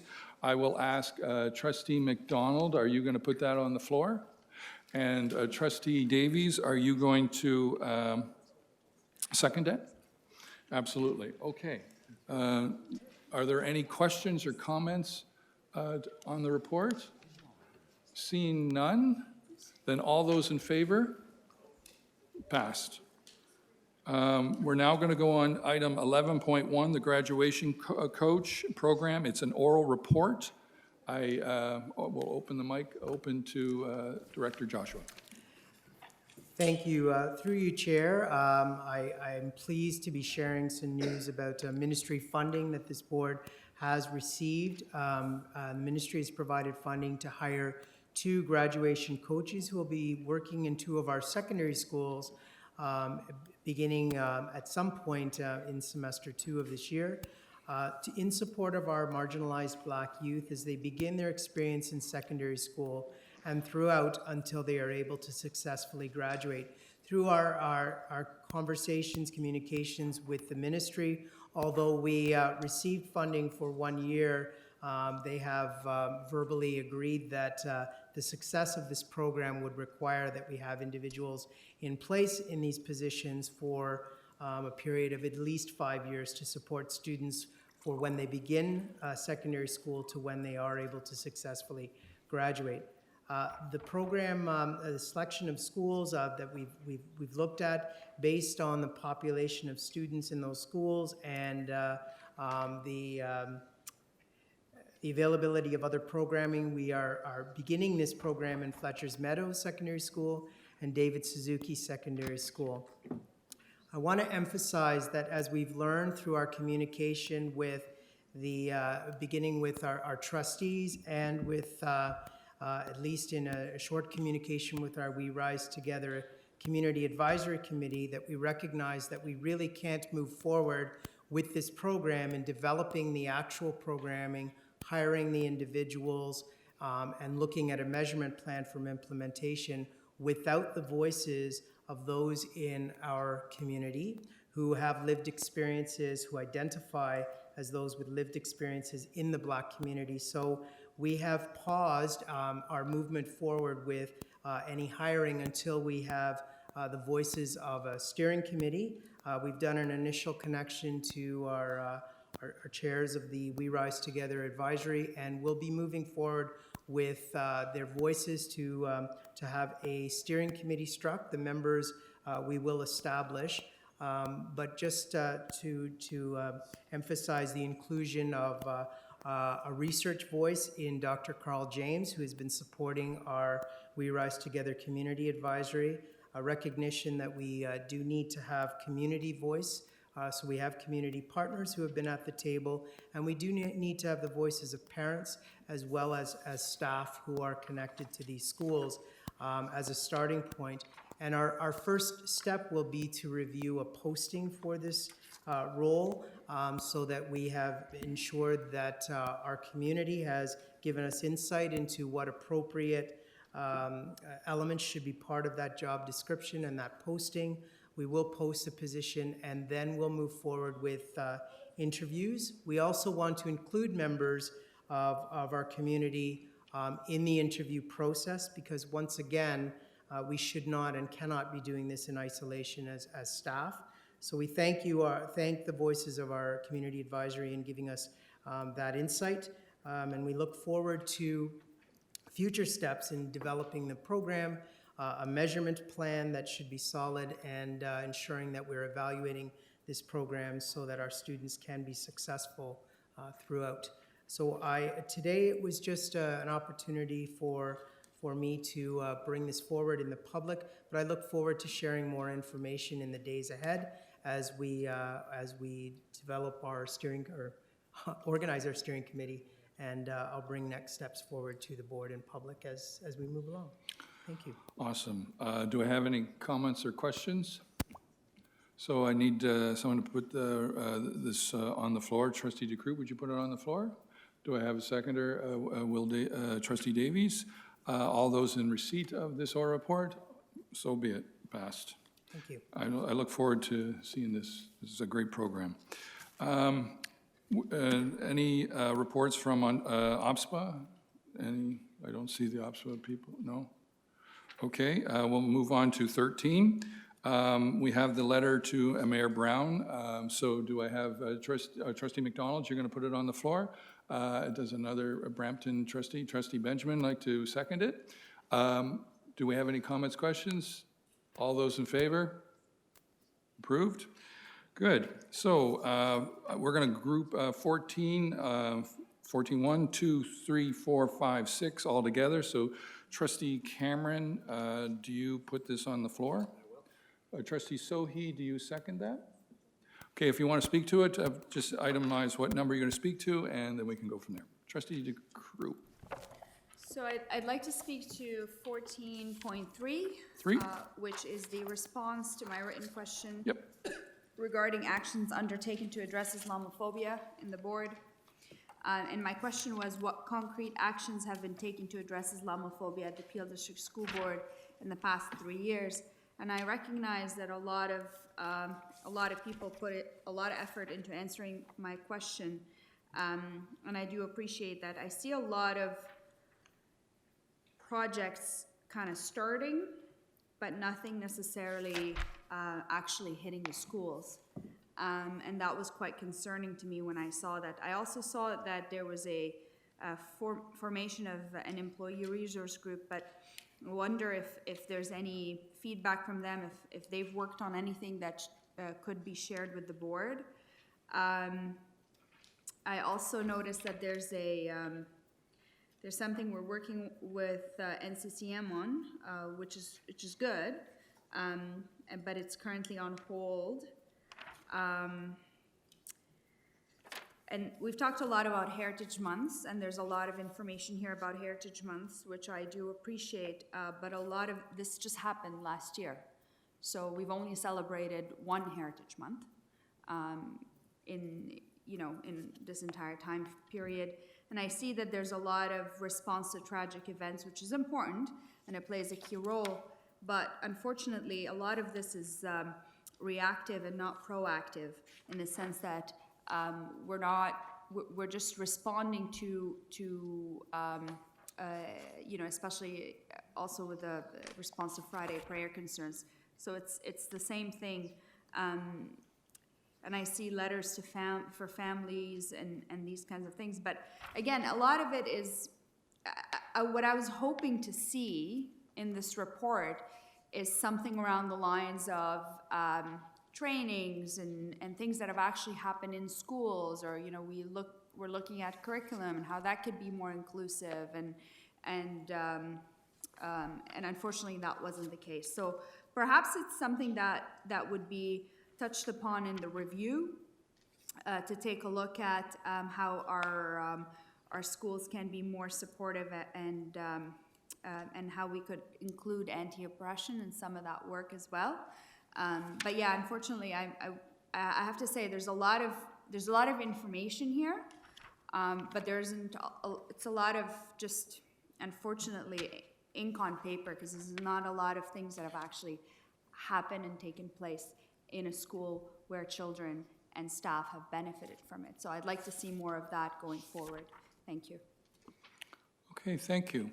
Any other, or was there questions? You wanted a response to those questions? If so, okay, no, it was just comments. Okay, you want to comment? Okay. Through you, Chair, I just wanted to thank Trustee DeCreux for her comments, and absolutely we recognize the importance that proactivity is very key, and level of training and support through a lens of anti-oppression, absolutely key. We also need to take stock of what will be coming, although I don't want to for a minute suggest that we don't already have data. We do have some data and understanding of what our children go through, but to enhance what we already know are the experiences of our children and families.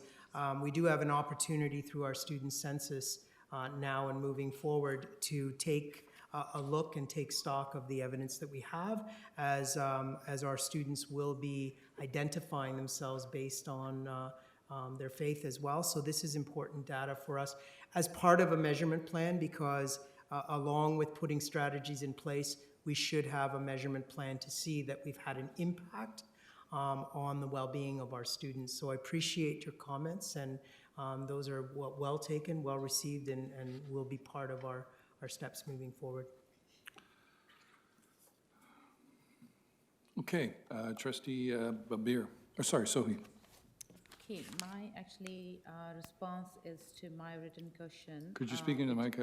Sorry, my response is, my question is, or comments are for 14.4, the written question that I submitted regarding ELL and ESL. Yep. I would like to thank the staff to provide this information. My concern is how Canadian-born students, particularly I would say Brampton or Malton, who speak another language other than English at home, are being identified as requiring ESL STEP support in schools. Too many students who can identify with with this have STEP profiles opened, and now the concern is how we are communicating this to the parents, what document and letters are provided to the parents to opt in or opt out, and is it a reflection of students' current academic achievement? So how we are assessing this moving forward. And I actually have two written questions also that came out of this, which are, does the accountability for the students who are ELL same to those who have special education needs? What's the guarantee around the formal accommodation for our ELL learners versus students with special need?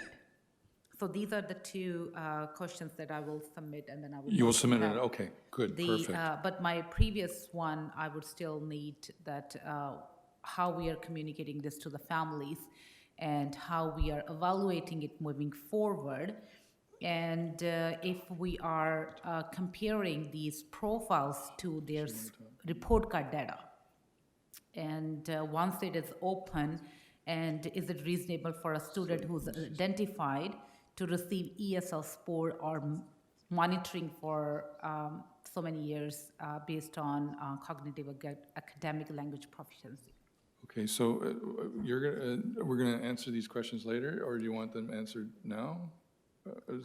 Because you asked a lot of there. Okay, so Associate Director Graywell. I can submit them. Excellent. So the last two questions, I guess, will be submitted for, Yes. For questions, so we can come back to those. But your first question around communication. So when you're looking at steps to English proficiency, parents would know where their students are in terms of the steps.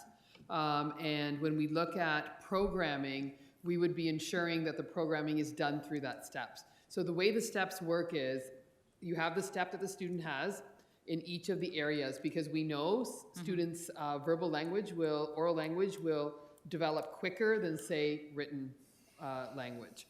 So in those steps, it's determined why they're at that steps, like what kind of behaviors will you be seeing, but it also talks about how do you move to the next step. So that is communicated to parents through reporting, it's communicated to them through interviews, etc. In terms of opting in and out, it's always an interesting conversation because I think we've tried to shift the narrative around ESL. At some point, there were people who would believe that being an ESL learner was a negative thing, so parents didn't want the kids on steps or to be identified as ELL. We now know, the research shows, in fact, our ESL kids eventually do better than our non-ESL kids, especially when they're not born in Canada. So I think in terms of opting out, I mean, obviously, if the parents don't want the accommodations or the modifications, it's always something that we look at. But teachers always need to look at the learner in front of them. So if parents are saying, I want my kid reading at the particular grade level, yet they're reading perhaps 4 grade levels lower because of their English language acquisition, the teacher has to make a professional judgment at that time. Are they going to give them a piece that is too difficult for them, or are they going to give them something that is at their reading level? The professional judgment of the teacher would say, give them something that they can engage with. And those are conversations that are ongoing. My suggestion would be that the stigma that used to exist around ESL, it has changed somewhat. I know our board has done some videos around some of those pieces in various languages, so that stigma has changed. Parents can always opt out of kids being withdrawn, for sure, and that happens in our schools. But in terms of programming, we always have to meet the kids where they are. And we know for ESL, other than a couple of years ago when we had a lot of Syrian newcomers, we had specific programs for ELD, which is English skills kind of development, because those were kids who had gaps. We don't have contained programs for ESL per se. Sometimes schools will cluster students so that they can provide programming, but we try not to withdraw. The kids who are actually withdrawn for ESL are usually kids who are in the first couple of steps, because their language acquisition is so new at this point. So I hope that answers the question around those pieces. So going back to the communication and while they're moving forward from step 1 to the further, Yes. so we are doing the assessment and then we are sending that report home, and once we identify that the kid no longer required, and we close the file. That's right, correct. In terms of, so I'm going to correct in terms of closing the files, in terms of reporting, it's not like an IEP. So an individual education plan for students with special education needs is sent home because it's put in law in terms of 30 days after the school starts, we need to get IEPs home. Do we send home ESL profiles on a regular basis? No. As students are moving steps, the expectation is that teachers are communicating with parents in terms of where the kids are. And then during reporting time, when we're making determination on student learning, the steps are there as well. So the expectation is there, but is there any mandatory that once a year we are giving a reporting to the parents and parents are being communicated? Again, through you, Chair, at this point, there's no mandatory way that we do that, no. Because I have a concern in my constituency where a lot of parents are complaining and the students are complaining. Then during the transition from grade 8 to grade 9, they have some problems too, that once they're identified, the file is never being closed and there is no further, the accommodations and monitoring on that. So, so I'll wait for the answer to my written questions as well for the next meeting. Thank you. Okay. So, seeing no one else on this, can I have a vote on approval of, a receipt of all these items? All those in favor? Can I get everyone's hands? Approved. So, reports from trustees, representatives, and council. Anyone? No. Comments or questions from board members? Do I have any comments or questions? Yes, I have Trustee McDonald. Trustee McDonald? Okay, thank you. So I just have a couple questions that I wanted answered. And I wanted the answers in the agenda, so I didn't want them. Okay, so these are written questions? Yes. So, okay, so, because, I guess you missed that part of the agenda, right? Because you were just out of the meeting at the time, I believe, right? Yeah, no, I wasn't at the meeting, but I had to leave immediately. Okay, right, that's what I mean, but it's fine. So, okay, so read the questions, and then we'll just submit them to Donna Baptiste, and we'll put that for response into the next, or hopefully in the next agenda. Okay, thank you. Okay. So, are there any guidelines within the PDSB which outlines when a principal or vice principal calls the police on minors? And is there a protocol that is then in place when a call goes out to the police on a minor? Does a parent of the minor have to be contacted before their child is given into custody of a police officer? Mm-hmm.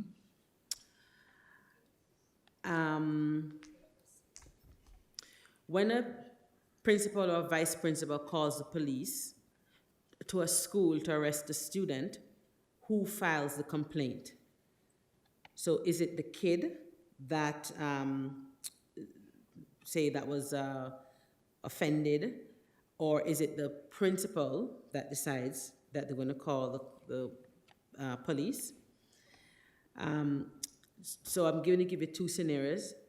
So if a kid steals, say, $6 and tells a student that and a student tells the principal, but the student does not want to file a criminal charge, does the principal or vice principal still have the authority to file a charge on behalf of a student who doesn't want to file a charge? If someone falsely accuses someone of a crime and wants to change their story, is the police still called? Does the school have any rules around how arrests are done? So, for example, do you arrest kids in front of all their peers, look at them and drag them through the school? Or are there any ways to discreetly arrest a kid should a determination be made that the kid needs to be arrested? For example, A, for a minor offense versus a major offense, and also a minor versus an adult. And also, I'd like to request if I could get a report on the racial makeup of the kids that are arrested in our school.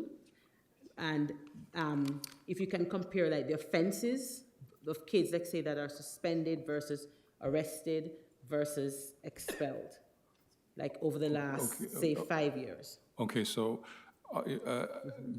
have the questions, but then you ask for a report. That is really not a question, that's more a request, and I think you have to put that in a motion to request a report on that. Okay. Okay, just to follow a proper process, All right? right? So I forget the report part. Yeah, so at the next board meeting, just bring a motion to say that you would like a report, as you stated there. Right. Yeah. Okay. Thank you, I will. Okay. So submit those to Donna Baptiste. Now, that's a lot of questions. So I know staff are always busy. We have, we'll try the best, as I always say, every next board meeting, but it may take a little bit longer because you've asked a lot of nuances in those questions. But certainly, we definitely want to have those responded to. Very important. Thank you. Okay, thank you. I have Trustee DeCroop. Yes, thank you, Chair. I do want to thank you for bringing to my attention that you're right. The bylaw on delegations does state that delegations must refrain from making statements concerning the character or performance of identifiable individuals, including staff, students, students, staff, citizens, or trustees of the Peel District School Board. And I find that quite interesting that we actually have bylaws that say the public can't criticize elected officials. And I find that just incredible. And I just wanted to point that out because I had questioned you on that, but you are absolutely right. It is in our bylaws. I think I've said this previously, and I'll say it again. I find a lot of our bylaws to be quite problematic. In fact, I'll use the term oppressive. And they do not leave room for conversation. We're not able to really have fruitful dialogue. It's just a matter of question, response. So I'm hoping that a part of this review, and I don't know, I'm just putting all my thoughts out there, that there would be a serious look into how the board actually governs itself, including looking at our bylaws. It's not enough to say, our bylaws say this, so we have to follow it. We're responsible for our bylaws. We can change our bylaws to ensure that they are reflective of a democratic society where people can freely speak, express opinions, and they're not held to only questions of clarification when a member of the public is before us talking about an issue that is clearly of importance. So just wanted to point that out, that I was wrong. The bylaw does exist, and it does actually say that, but perhaps it's time to change some of these things so that we can have better conversations. Thank you. And I think the reviewers will, and that's part of their mandate, is to look under governance. And, we've started some initial reviews of other boards to see the differentiations of our bylaws and stuff. So we look forward to that. I think part of that conversation is also going to be on Friday when we look at our retreat and talk about the board meetings and stuff and those bylaws. These are our bylaws that we govern ourselves, and we're responsible for them. So if we want to make changes, it's us as trustees to make those changes. But thank you. I have Trustee Aurora. Thank you, and through your chair, I am a bit disheartened after our motion was not passed for e-learning, and to know that we're a bit hesitant to consult our community about e-learning and get our feelings from what students actually feel about e-learning. And I know that e-learning at its finest is very impactful to students especially. And regardless of what the outcome is of the negotiations, I think this report would have been very beneficial to us, because what if the negotiations do not end up successful? Are we then going to say, oh, I think it's time for us to, collect these results and then go back to the ministry and ask them whether these results reflect the ministry's mandate? Or what if the results of the negotiation are that e-learning should not be implemented in schools, but our students actually find it beneficial? I think that it would have been great, for me at least, to know what our community feels about e-learning, especially in regards to the fact that e-learning is actually going to be a 21st century skill that we need to develop within our students, and the extent of how it should be implemented in our school board, that extent might have been discovered through this report. So I am a bit disheartened to know that we were not able to pass the motion tonight. But I am very grateful to know that our board does value student voice and other aspects. I know that with the review that we have going on from the ministry about anti-Black racism and other forms of racism in our board, we do actually, I want to inform to all the students that are here or are listening that we do have a student engagement session this February 2nd. We have 2 engagement sessions. One engagement session is from 10 a.m. to 12 p.m. about anti-Black racism, and then the other one is for the South Asian community.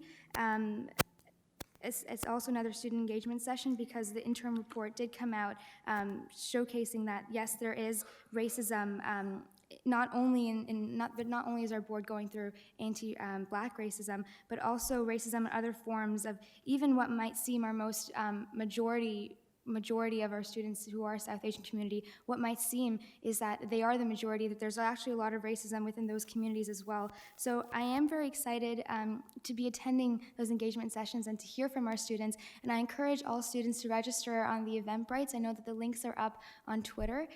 So the South Asian community engagement sessions on February 2nd from 1 p.m. to 3 p.m., and I encourage all students to attend.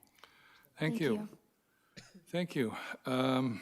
Any other comments or questions by trustees? Oh, I got some lights coming on. Trustee Sohi. Thank you, through you, Chair.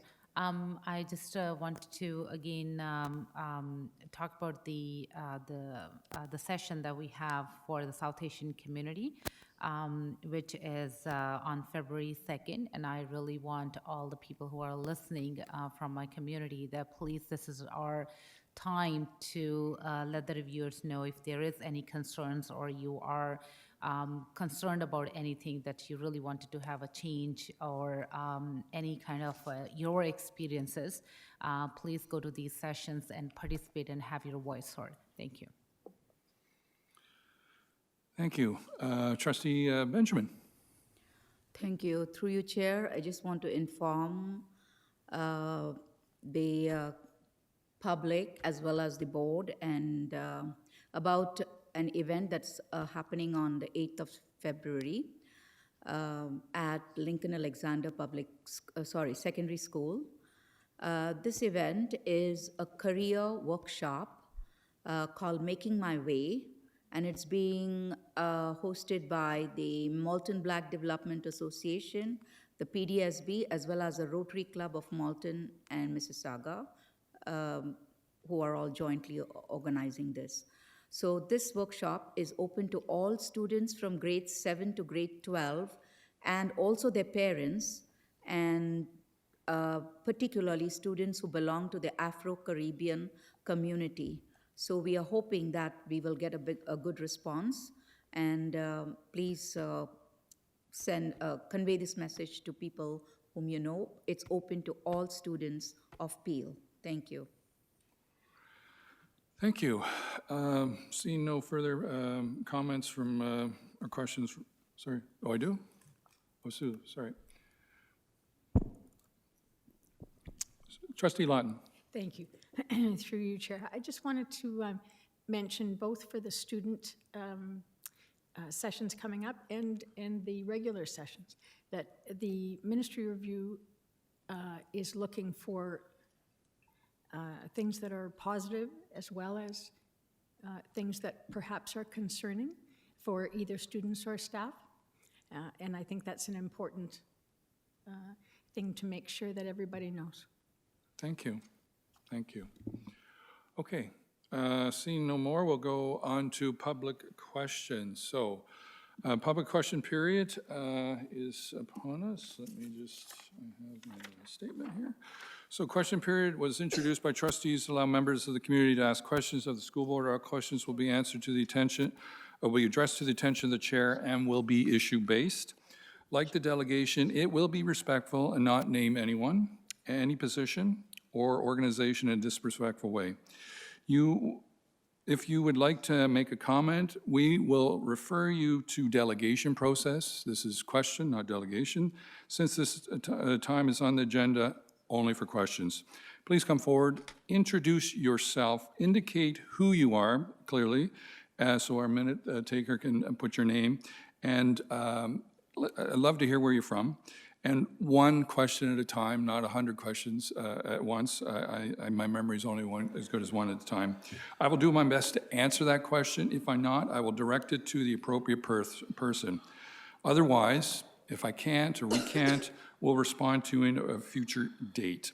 Per bylaw G11, question period will be 10 minutes unless under my discretion I deem to extend it. Tonight will only be 15 minutes because we are 11:30.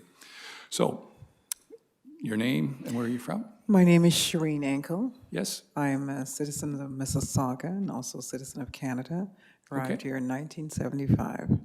So I've been through your school system and also a great partaker of the lovely city of Mississauga. Awesome. Also a parent. One of the questions I have pertaining to our guidance counseling, I realize that we don't have a lot of guidance counselors in the school system that represents our community. And I want to know if changes will be made pertaining to that. We're also asking about the course outline curriculum. We know that history, what is being taught in the school is not the history that is actually being lived by the community at large, primarily the diaspora community. We want to talk to the issue of trustees. So you asked a question there? Because as I said, one question. So I just want to, so you asked a question there? So am I only allowed one question? No. I just want to ask one at a time so I can respond as they come up, rather than wait 5 questions later and forget what the first question is. Let's start with the guidance councils. We need more Black guidance counselors within our school system. They understand our children. They understand the aspects of our culture. And the question is, are we looking into hiring more Black guidance counselors? I think I'm going to push that on to Associate Director Graywall. Thank you. So again, through you, Chair. First of all, just to acknowledge, absolutely, we need to have guidance counselors that have the lived experience of our students. One of the projects that we're working on is around a focused recruitment, which is looking at hiring more Black and Indigenous educators that represent our communities and our marginalized communities. In terms of our work, our board has embarked on the journey ahead now for a number of years, and we're probably coming to the sunset of this one and then looking at possibly a journey ahead 2.0, I'll call it. And I think through that, we will need to look at and perhaps highlight some of the areas where we need greater representation. And we know that we've heard this from the community before. So in the case of the Black community, we've heard this before, that needs to happen. And we need more representation there. And we're working on it. We're not there yet, but definitely an area that we're aware of. Thank you. Thank you, Associate Director Rowland. And it is very important, even by the trustees. Thank you. Yes, very what's much. your next question? The course outline. We find that the course outline for our children is not necessarily depicting to the true life expectancy of our children's future. For instance, we need children that are learning more on aspects of the law. We need our course curriculum to teach more of the law, primarily civil law, civil procedure, and also international law. Those two segments of law will take not only ourselves, but educate the faculties in best how to deal with circumstances, because the atmosphere of the school has changed. So I'm asking for the curriculum to also reflect the change, not only just in history, but also economic changes as well, teaching our children finances. Will those things be implemented anytime soon or be considered? So is that a question? Well, or it's a question. Is that a request? I'll let Associate Director Gruwal answer Thank you. that, but So again, certainly. through you, Chair, curriculum and the expectations around curriculum is actually set by the Ministry of Education. So I know the ministry does, reviews of their curriculum, and I know financial literacy is an aspect that this particular government is looking into. So what we are charged to do is to deliver curriculum. The curriculum expectations and the curriculum outlines are set by the ministry, and we just follow those. Yep. Good. Okay. You have another question? I certainly do. When it comes to giving awards to our children, I was at my daughter's grade 8 graduation, and what I saw was awards like the Nelson Mandela Award. We were never told of this as parents, and I'm very active with my child's education, asking what are the mandates set for the schools, any awards that we can work towards. We were told nothing, but here we are watching Indian children getting awards for the Nelson Mandela Award, and we as Black parents are sitting there saying, what is going on? How come we were not told and we were asked the questions? If there was such pertaining to our children, we were given a definite no. Now we're watching other communities taking pleasure in something that was mandated. And I know it's not mandated just for our community, but at the same time, it would be nice to see our own children receiving these awards. Can we make some changes pertaining to that mandate, please? That's a good question. I'm going to push that back to Associate Director Graywell.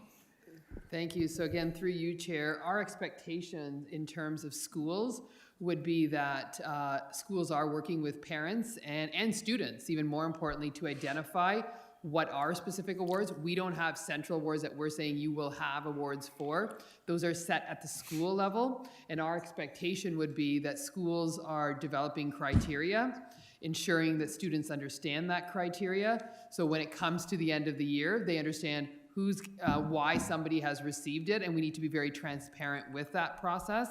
And I think the final piece is there is that parent engagement piece as well. So oftentimes I have seen where awards are laid out very clearly in student agendas, even though we're getting away from paper agendas now, but that communication really needs to be happening with students and community, and so parents, right from the beginning, and what the criteria is. So for example, around the Nelson Mandela piece, if it was brought to, say, a school council or parent engagement kind of process, perhaps that needs to be articulated that Nelson Mandela obviously was a Black hero, Black advocate, social justice politician, etc. And so the criteria would need to be set by students, staff, community to determine what type of person you're looking for when it comes to those awards. So those are set at the school level. It wouldn't be something that we set here centrally, but definitely the communication expectations would be there for us. And I'll just add to that I know, in my schools, not all schools obviously, but it's part of the conversation at the school council as well, because they inform parents of it. But anyway, okay, and I also have Director Joshua jumping in here to help. Thank you, and just to add to Associate Director Graywell's comments, there are some pieces that we appreciate from your comments and from some of the things that we know that we need to bring forward. Our superintendents are meeting and working regularly with our principals, so this is very good information about how we need to, this is something that we need to emphasize and rethink moving forward. So we'll make sure that that information gets shared through our superintendents to principals. Yep. And I appreciate that because we need more transparency rather than the convolution that we're facing as parents. Next, you have more questions? Yes, I do. Be patient with me. Thank you. Pertaining to our children under the Criminal Code and the Youth Offenders Act, in 1990, I was one of the very pivotal individual that sat on a panel that started the Ontario Victims Witness Program. I was a very young law student at the time, and one of the things while we were setting this program in motion, we talked about the best interest of the child, and we referred to the Baker case, where we're looking at how is it best for the child, not necessarily for the overall. We're looking at the violation of the Charter of Rights and Freedom for that child, and we know children under 18, they're considered minors, and they need to be advocated for. We do not have advocates for our children. When the police is called, the police knows the law, according to what they have been mandated, what the law and statutes are. And I want to clearly implement this, that statutes are law, but, sorry, I just lost my train of thoughts for a minute. I just wanted to indicate that it's very important that the parents must be called in order for that police officer to remove that child off the premises, because the child's rights has been violated. And the Supreme Court has clearly stated that even though the police may show up and read that child's right, it is not enough, because at this point, you're dealing with a minor. And a police officer showing up in that situation not only convolutes the situation, but the child is intimidated, and you're reading that child's rights. So this is now a commentary that I'm making, a suggestion that is vital that the trustee get it together when it comes to knowing the laws of our children, knowing the laws of the land and executing them, because by rights, according to the Human Rights Code, you do not have a right to arrest a child without first informing the parent. Right, and I appreciate your comment. That's a delegation item, and if you want to delegate the board, please delegate. I'm looking just for questions at this point in time. But was my statement heard? Even though it was a delegation platform. No, but this is question period. Do you have a question? So the question is, what are you and when will you be doing something about anything to do with our children being arrested? Because a 6-year-old being shackled and face down seems a little bit more aggressive than necessary. And that is being looked into, Yes. absolutely. Okay. I can't ask the how now, but I will take you at face value that we will get a concise report on this.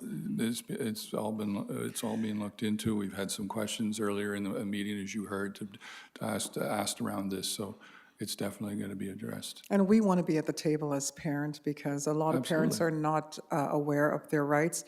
We want to educate them. We want to get lawyers involved. We want to teach them what their rights are at the table. And the school has violated the rights not only of the child, but also of the parent, because the school acts as an advocate for the parents. We understand that. Sorry, Just can I finish my point? Focus on questions, because we have a lot of people behind you. I only have understand. 4 minutes left. I'm concluding. I am Okay. reclaiming that time.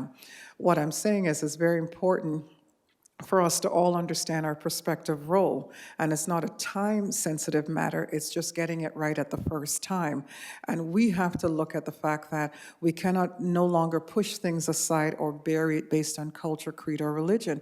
We have to look at what is the values that has been depleted in our children every day, and how is it that the police have the right to take away. Just a minute, I'm concluding. No, you've concluded enough. Ask a question. I'm sorry, you don't have the right to tell me. Yes, I do. I'm the chair. This is question period. I said at the beginning, if you want to delegate, we're more than welcome to have 10 minutes at the beginning of a meeting. This is a question, so please ask a question. Otherwise, we have other people behind you to ask a question. Thank you very much for your time. Thank you. But just I to let appreciate the questions you did bring and your comments. Thank you. Thank you. Have a good evening. Yep. Okay. Hi, my first question is, how will the decision to cut the spots in French immersion be, how and when will the decision to cut the spots in French immersion be communicated to parents in senior kindergarten who are, as I understand it, in the midst of applying? So how will this be communicated? How and when? How and when. So Associate Director Graywall will answer that. Thank you. So again, through you, Chair, in terms of communication, that will happen through our regular staffing processes, which is usually mid-February. So I said to parents. Yep, so it's going to be determined at that point. We would be communicating generally that we are making some changes to the French immersion in terms of percentages and numbers, but schools will know, individual schools will know in the next week or so if they're going to be losing a class. Okay, when will parents know that? Yes, they will. They will know that, so the information will go to principals, and principals will share it? Questions are through the chair. Sorry. Will the principals then share that information with their schools? Or do they Yes. share it with their whole catchment? How's that work? No, they'll be sharing it, yes. So they share it because generally you have a number of schools that feed into one school, right? So how will the schools that are not, like all the schools, parents in the catchment will be advised? Yes. Okay, thank you. I corresponded with you on the weekend regarding the enrollment information that you looked at in committee in November and December. Correct. How do I follow up? Because I don't think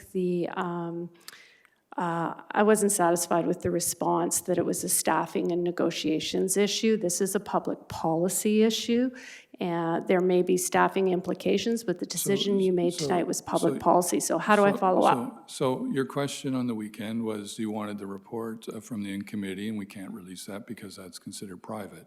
Now, if Well, that's a decision that was made, so I'd like to know how you appeal that decision. Stop, please, let me answer the question. Well, I'm cognizant of the time. Please, please. I listen to you and you listen to me, that's how it works. So in that, you didn't ask for any specific information, you just asked for the two reports. Now, if you're asking for information that we can provide, then we can provide that, but I can't provide you the reports that were presented in that meeting. Okay, how do I know what to ask for if I don't know what information was shared? But what kind of information are you looking for? Well, it came out in the discussion tonight, like particular schools and so on. I'm interested in general information about enrollment, the questions that were in my delegation. Then you can ask enrollment questions. If you want to know the enrollment of something or what the French enrollment was this year, what it was last year, you can ask those questions and we can get those answered for you. Okay. But that will also be part of the review process, which I believe there will be 2 members. You'll have 2 members on that, and that'll all be presented at that committee. Okay, thank you. And the other thing, I heard you saying that you are having a trustees retreat to talk about these meetings. So the report was public about this policy decision on Friday, but delegations have to be in a certain number of days in advance. I really appreciated the opportunity to come to speak to you, but that required a vote in order to hear from me. I think in situations like this, when you're embarking on big change, you might want to give consideration to putting a recommendation like this out at one board meeting and then considering it at the next, or putting it out at a committee meeting and then considering at the board meeting, so that there's more than a 2.5 business day lag time between public and decision. So I would ask that you would put that on your agenda for consideration about these meetings. Thank you. So thank you for that comment. Just, you know, our bylaws state that we do have delegations 5 days, but it also has the rule of exception by myself and then 2/3, which we brought your delegation on to do that. So we provide that and make all our stuff public on Fridays for what's going to be happening on the Tuesdays. So thank you. I appreciate that, and I have, you know, a team, a large volunteer team that supports me, as well as a teeny-weeny staff in this work. Most parents would not be able to rally that kind of support to respond to something of this degree of importance in a couple of days. Thank you. And Thank so you. I would hope you would think about Thank it. you. So I've just reached, sorry, I'll ask Director Joshua. Sorry, quick comment, just in response to your question. Our next step is we do need to make this information public to the schools involved.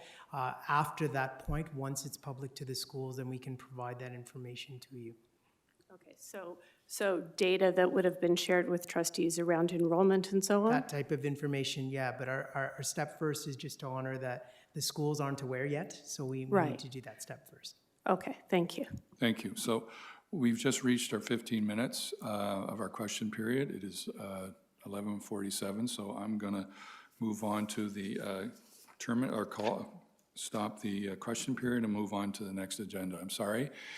If you have questions, please feel free to write to me, and I will do my best to respond to those if you have questions that you need answered. Otherwise, then we can have it at the next board meeting in February, and you can come in and present your questions. If you have delegations, please feel free to delegate. So We're going to move on to next thing, adoption of the in-committee report. Trustee Lawton, do I have a put on the floor? Trustee Crocker, do I have that second? All in favor of adoption in-committee reports? So motion to adjourn. Trustee Davies, put on the floor. Trustee McDonald, are you going to second that? Sure. All those in favor? That's good. Thank you.